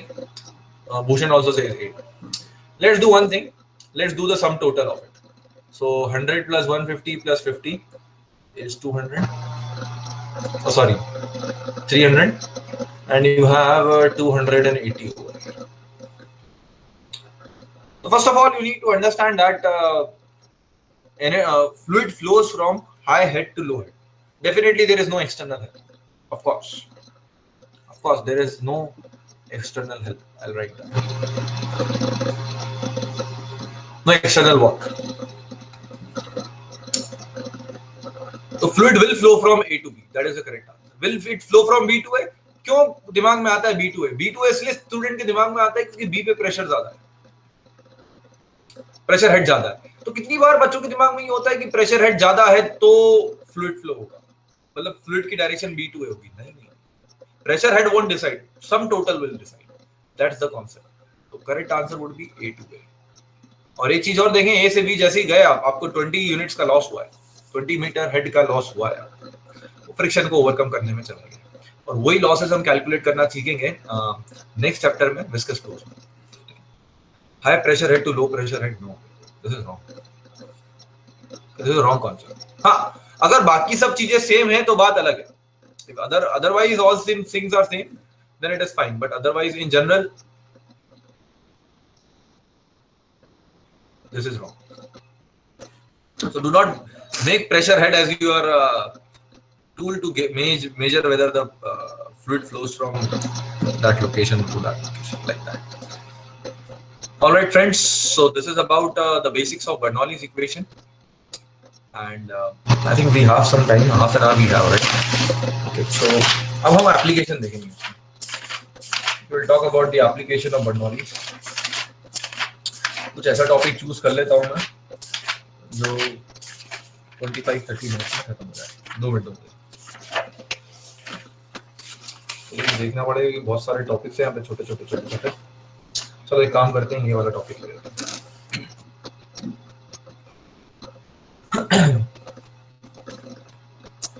Application of Bernoulli's. ये तो main topic start किया है मैंने.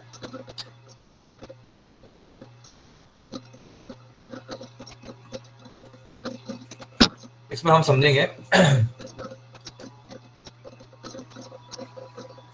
Static and stagnation pressure.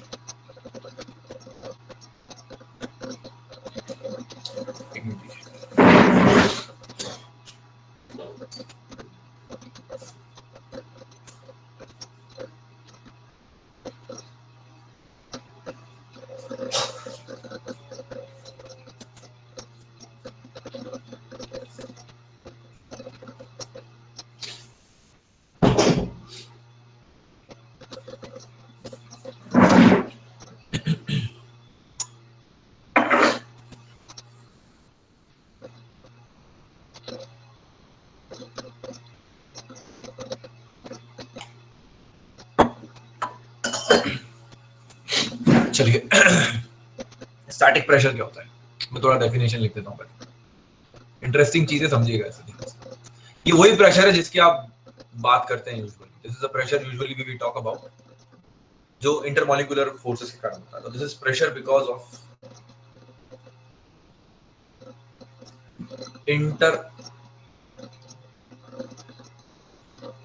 Intermolecular forces. Okay, या इंटरमॉलिक्यूलर कोलिजन्स लिखना ज्यादा सही होगा मेरे हिसाब से. Or in other words, you can write that is the pressure experienced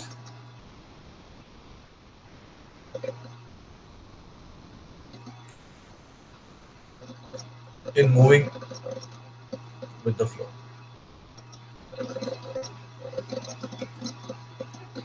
तो ये वही प्रेशर है जो हम बर्नौलीज में भी यूज करते हैं. इसे मेजर करने का क्या तरीका है? सबसे सिंपल तरीका ये है कि ये फ्लो हो रहा है.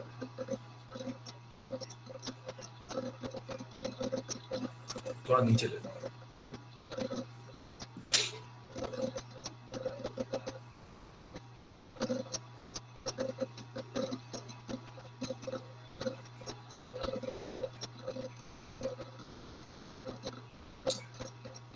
तो आप क्या करिए, वॉल में टैपिंग कर दीजिए. That is what we called as wall tap.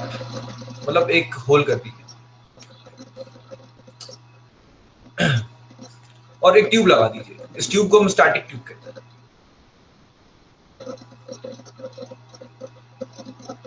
Of course let me tell you before that कि यहाँ पर फ्लूइड फ्लो हो रहा है और फिर मैंने टैप किया है तो ये फ्लूइड राइज हो जाएगा।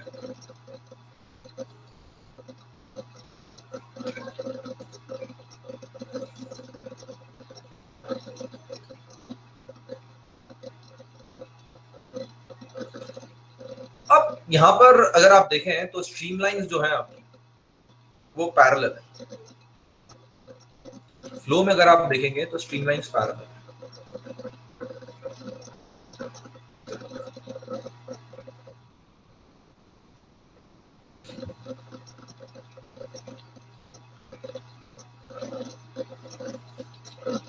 अब जब स्ट्रीमलाइंस पैरेलल होती है तब स्ट्रीमलाइंस के अक्रॉस प्रेशर में वेरिएशन जीरो होता है। मुझे मैंने आपको ये बताया था कि नहीं, check del P upon del R equal to rho v square upon R। शायद हम डिराइव कर चुके हैं इसको रेडियल फ्लोस के लिए। यहाँ पे लिखा हुआ है तो फिर ये वाली शीट में तो आपकी छोटी आई होगी। एक मिनट,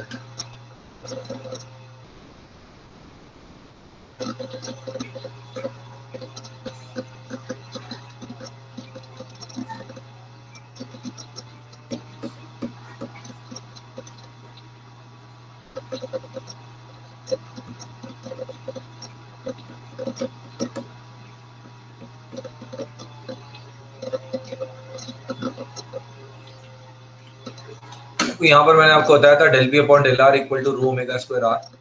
तो ये भी इक्वेशन है, नहीं तो चलो अभी रुक जाओ, मैं आपको जब मशीन्स पढ़ाऊंगा तब इसे डिराइव करके दिखा दूंगा एक बार और वापस से। अभी के लिए आप मान लो इस चीज को कि जब स्ट्रीमलाइंस पैरेलल होती है, मैं आपको डिराइव कर दूंगा इसे, फिर वो बाद में मशीन्स में करूंगा तो फिर भूल जाओगे। इससे अच्छा वहां जरूरत पड़ेगी तभी करेंगे। एक नोट लिख देता हूं मैं कि if streamlines are parallel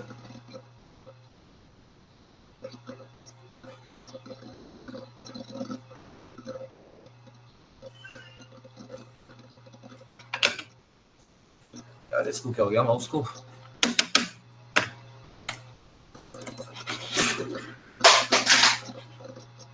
streamlines are parallel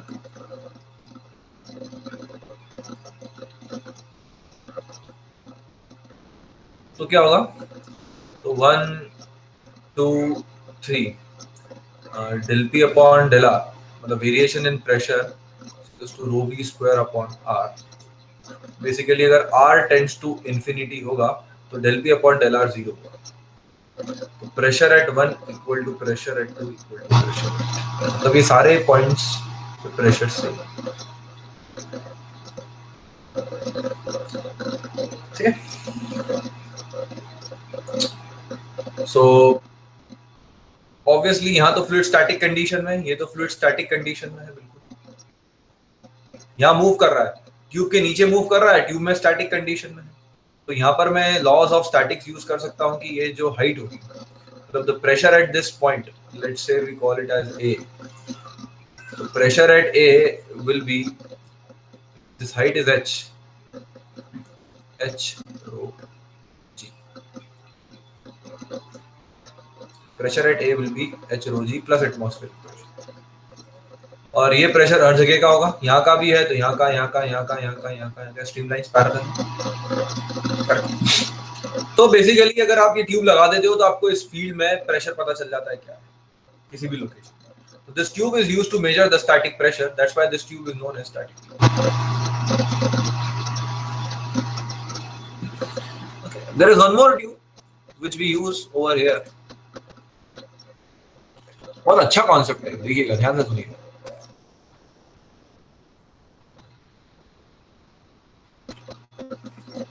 इसे हम कहते हैं the next kind of tube,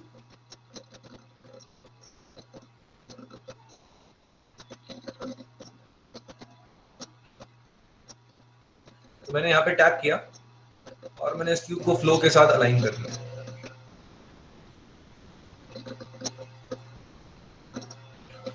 और 2 मिनट में बना लेता हूँ।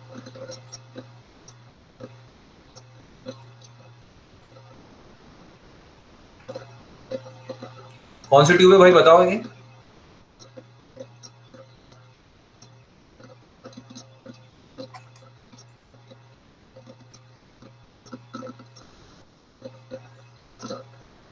Yes Dhawan, very good.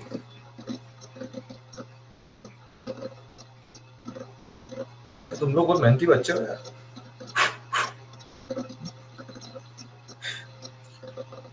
इतना सारा याद है तुमको, इंजीनियरिंग अच्छे से करी मतलब तुम लोग। एक साल हो गया होगा फ्लूइड मैकेनिक्स पढ़े तो तुमको, अभी भी याद है, अच्छी बात। This is what we called as pitot tube. T silent है आखिरी का, तो पीटो ट्यूब।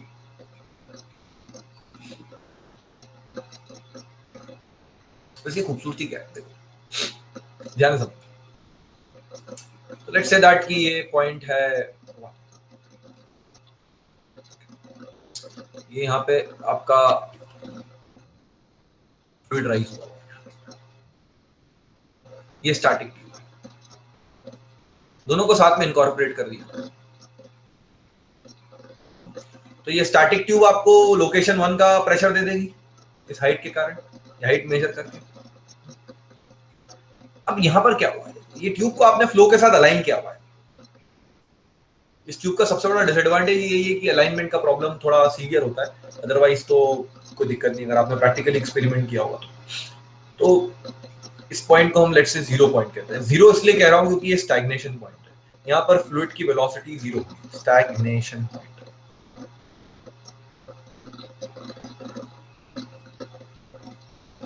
अब अगर 1 और 0 के बीच में हम बर्नौलीज इक्वेशन यूज करें फॉर एग्जांपल, तो let's apply Bernoulli's equation between 1 and 2। तो P1 by rho g plus V1 square by 2g, Z1 तो कॉमन ही है, मतलब Z तो सेम ही है, P2 P0 by rho g plus V0 square by 2g plus some losses, और losses को मैं neglect कर रहा हूं।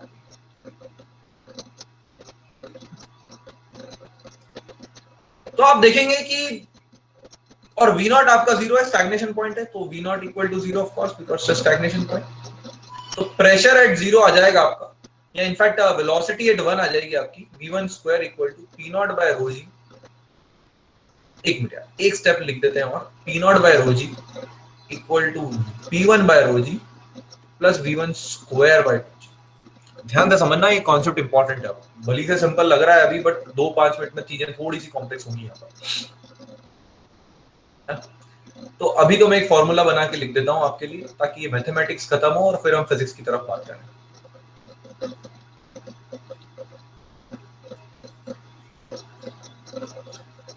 तो यहां से आपको 1 पॉइंट की वेलोसिटी मिल सकती है। कैसे मिल सकती है 1 पॉइंट की वेलोसिटी?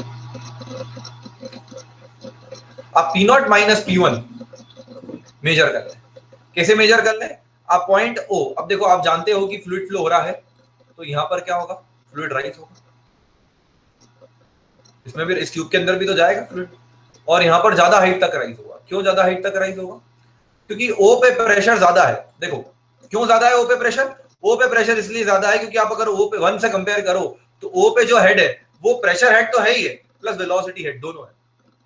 मतलब अगर आप इसे 80 यूनिट्स दो और आप इसे 40 यूनिट्स दो, तो ये 120 यूनिट्स है। तो this is corresponding to 80 units and this is corresponding to 120 units. That is what I am trying to say. और ये एक्स्ट्रा वाला जो पार्ट है इसे हम V1 स्क्वायर बाय 2g कहते हैं। मतलब यहां पर हुआ क्या बेसिकली, इस जीरो पॉइंट पर अगर आप देखोगे तो सिर्फ प्रेशर है और कुछ नहीं है, वेलोसिटी जीरो हो चुकी है। 1 और 0 में कंपेयर करो अगर आप, तो पोटेंशियल हेड तो सेम है, तो पोटेंशियल हेड की तो बात ही ना करो। बचे दो हेड, प्रेशर हेड और काइनेटिक हेड। काइनेटिक हेड भी जीरो हो चुका है, मतलब काइनेटिक हेड पूरी तरह से प्रेशर हेड में कन्वर्ट हो चुका है। तो उसी कारण से ये एक्स्ट्रा प्रेशर राइज हुआ है, इसलिए इसे हम V1 स्क्वायर बाय 2g को हम डायनामिक प्रेशर कहते हैं।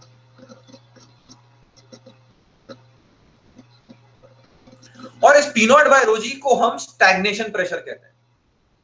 कुछ चीजें हैं, ध्यान से समझना, एक एक करके डाउट्स आ रहे होंगे आपके दिमाग में, क्लियर करता हूं। पहले तो मैं स्टैग्नेशन प्रेशर की डेफिनेशन बता देता हूं।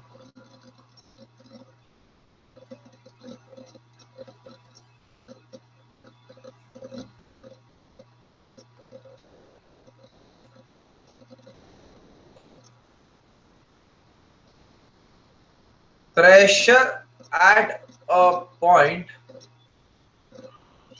in fluid, अच्छा pressure at a point, ऐसा लिख देते हैं, if fluid is subjected to zero velocity at that point in a reversible and adiabatic manner. अब रिवर्सिबल एंड एडियाबेटिक का मतलब क्या हुआ? देखो थर्मोडायनामिक्स में आपने देखा है रिवर्सिबल का मतलब होता है, देखो रिवर्सिबल का मतलब बहुत कुछ होता है ना, मैं अभी उस डिटेल में नहीं जाना चाहता हूं, बट मैं अगर एक लेमन लैंग्वेज में बात करूं आपसे, मतलब as if we are not actually read thermodynamics, तो क्योंकि सिविल के स्टूडेंट्स भी बैठे हो सकते हैं यहाँ पर, अगर नहीं भी है तो भी मैं अभी इसकी डिटेल में ना जाऊं, तो इसका मतलब एक मतलब तो ये होता है कि फ्रिक्शनलेस, और इसका मतलब no dissipation of energy in the form of heat. मतलब अगर आप किसी लोकेशन पर वेलोसिटी जीरो करते हैं इस तरीके से कि वो जब वेलोसिटी जीरो हो रही है तो लॉसेस ड्यू टू फ्रिक्शन, मतलब डेफिनेटली फ्रिक्शन तो होगा ही, वहां पर विस्कोसिटी है, फ्लूइड में विस्कोसिटी है, तो विस्कस के लॉसेस होंगे, स्ट्राइक करेगा तो ऑब्वियस सी बात है, कोई चीज स्ट्राइक कर रही है कहीं पर तो थोड़ी थर्मल एनर्जी जनरेशन होगी। अगर आपने ट्यूब अलाइन कर दी, ये फ्लूइड आगे टकराएगा, कोलिजन होंगे, कोलिजन से कारण थोड़ी बहुत थर्मल एनर्जी जनरेट होगी, जिस कारण से एनर्जी डिसिपेट हो जाएगी। तो अगर यहाँ पर मान लीजिए टोटल लेट्स से 120 यूनिट्स थी एनर्जी, तो रियलिटी में चेक करोगे तो 5-10 यूनिट तो चली जाएगी, यहाँ पर 110 ही रहेगी। बट वो स्टैग्नेशन प्रेशर की डेफिनेशन नहीं है। स्टैग्नेशन प्रेशर की डेफिनेशन ये है कि आपने फ्लूइड को रेस्ट पर लेकर आए हो इन अ फ्रिक्शनलेस एंड रिवर्सिबल मैनर। तो सीधा इसका इम्प्लीकेशन ये हुआ कि ये एक हाइपोथेटिकल कॉन्सेप्ट है। तो सबसे पहले तो मैं आपको ये लिख देता हूं, ये बहुत इंपॉर्टेंट बात है कि ये हाइपोथेटिकल कॉन्सेप्ट है। तो ये सोच है हमारी, ये हमारी दिस इज आवर थिंकिंग, तो ये एक सोच है, हाइपोथेटिकल कॉन्सेप्ट।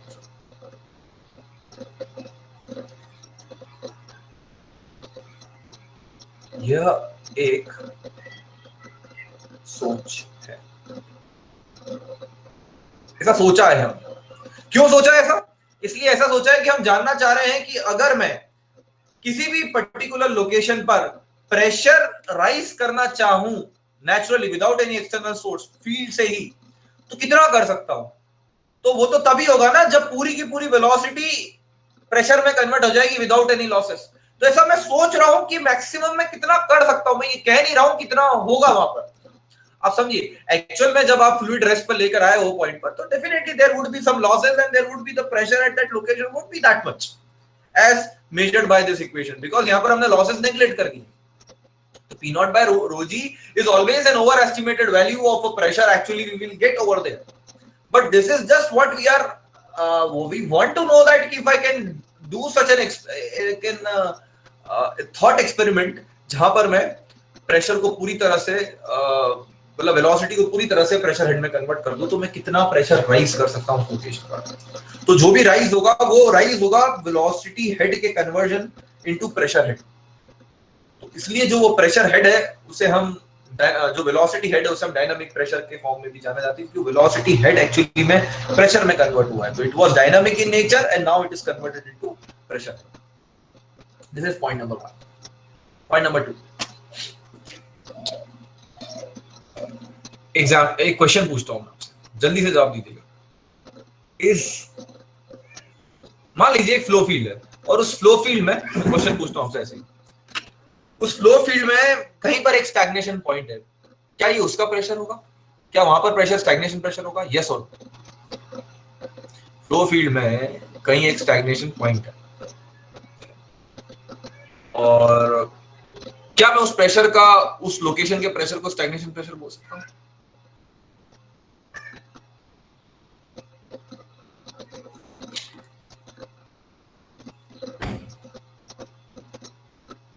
अरे यार ये फ्लूइड है, ये फ्लो हो रहा है, ये stagnation point. Can I say that pressure over here is stagnation pressure? No. Why? Because मुझे क्या पता है यहाँ पर प्रेशर, जब इसका प्रेशर मान लेते हैं कुछ, ये पॉइंट तो स्टैग्नेशन पॉइंट है, ये स्टैग्नेशन पॉइंट है मान लीजिए, और यहाँ का प्रेशर है मान लीजिए पी नॉट या P P S whatever it is. तो मुझे क्या पता है यहाँ पर प्रेशर जो ये आप लिख रहे हो पीएस, ये आपने जो लिखा है पीएस, क्या आपने इसे रिवर्सिबली एंड एडियाबेटिकली कन्वर्ट करके लिखा है या नहीं? तो हर एक स्टैग्नेशन पॉइंट पे थोड़ा जो भी प्रेशर होगा वो तो एक्चुअली में उसमें लॉसेस इन्वॉल्व होंगे, तो इट इन्वॉल्व्स लॉसेस, रियलिटी में इट इन्वॉल्व्स लॉसेस। तो याद रखें स्टैग्नेशन प्रेशर थोड़ा सा कंफ्यूज कर सकता है कभी कभी, is not a pressure of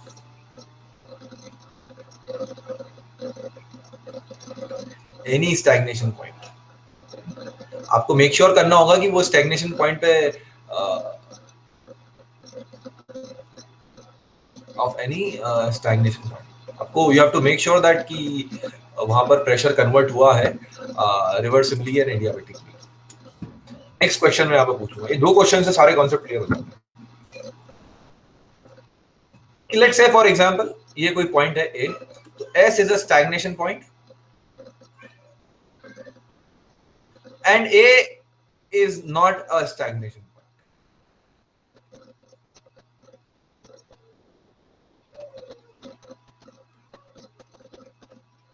तो मेरा अगला क्वेश्चन ये है कि क्या मैं A पे स्टैग्नेशन प्रेशर डिफाइन कर सकता हूं? Come on guys, tell me. Can I define a stagnation pressure at point A?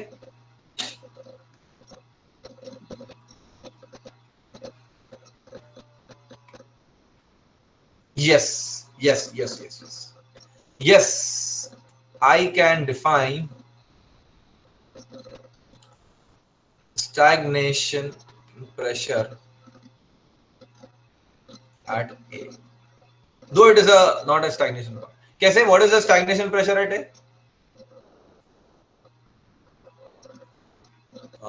Whatever is the pressure at A plus उसकी velocity को प्रेशर हेड में कन्वर्ट कर दीजिए, दैट्स इट। तो ये तो आपको सिर्फ you can do it by thought experiment. तो आपको एक्चुअली में थोड़ी ना वहां पर कोई ट्यूब लगानी है और उसको रोकना है, क्योंकि एक्चुअल में करोगे तो कभी नहीं होगा। तो ये थॉट एक्सपेरिमेंट से होना है। तो किसी भी पॉइंट पे अगर स्टैग्नेशन प्रेशर डिफाइन करना है तो जस्ट अ थॉट एक्सपेरिमेंट कि assume that you have converted all the pressure, all the kinetic head into pressure head, and whatever head pressure you will get as a stagnation pressure. So that's just a thought experiment.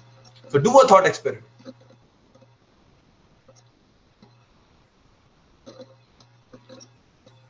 That's it. तो ये stagnation pressure basically इसका application आता है इन compressible flows में। Thermodynamics में आपने देखा भी होगा स्टीम टरबाइन जब आप पढ़ते हैं। और अभी के लिए फ्लूइड मैकेनिक्स में मैंने ये सब क्यों इंट्रोड्यूस किया, उसका रीजन ये है कि स्टैग्नेशन प्रेशर की मदद से आप यहाँ पर देखो, इसे आप मेजर कर सकते हो मैनोमीटर से, ठीक है, और आपका भी बना जाएगा। बट आप कहोगे सर आपने लॉसेस नहीं लिए, तो आप चाहें तो यहाँ पर एक करेक्शन फैक्टर इंट्रोड्यूस कर सकते हैं। अब जो वेलोसिटी आएगी 1 point, that will be more accurate, that will be very accurate. तो ये पीटो ट्यूब का जो कॉन्सेप्ट है, ये एयरप्लेन्स में it's used to measure velocity of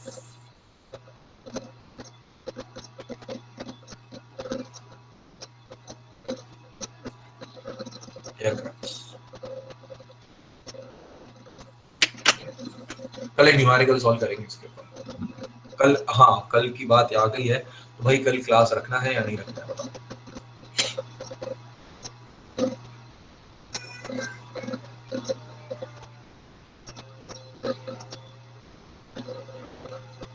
बोलो।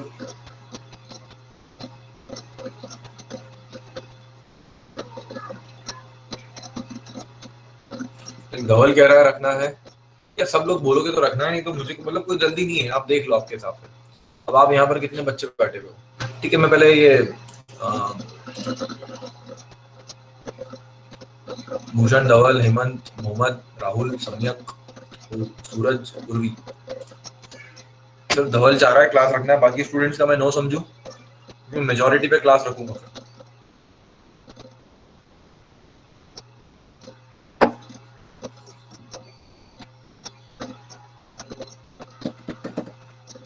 धवल बोलता हाँ उर्वी 3 बच्चे हैं मतलब अभी चलेगा सर। उर्वी से यस, धवल से यस, भूषण से नो।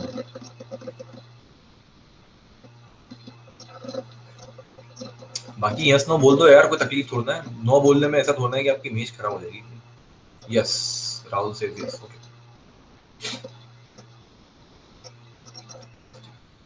अच्छा अब एक बात बताओ, कल मॉर्निंग में रख लें क्लास कि रात को रखें?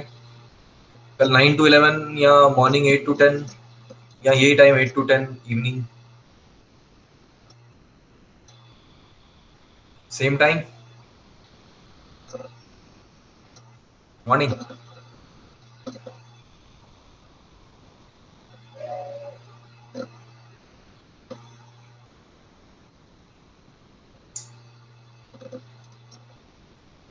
Morning 9 to 11।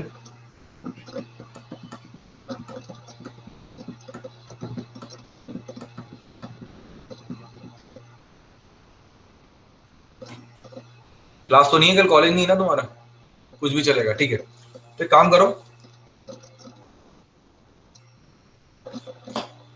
मैं ग्रुप पे 10 मिनट में डाल देता हूँ, मेरा कल सुबह का शेड्यूल है, अगर वो एडजस्ट हो जाता है तो ठीक, नहीं तो फिर मैं शाम की क्लास आता हूँ, तो मुझे 15-20 मिनट दो, मैं ग्रुप पे डाल दूंगा। कल सुबह क्लास होगी तो भी इमीडिएट डाल देता हूँ 9 से 11, ठीक है?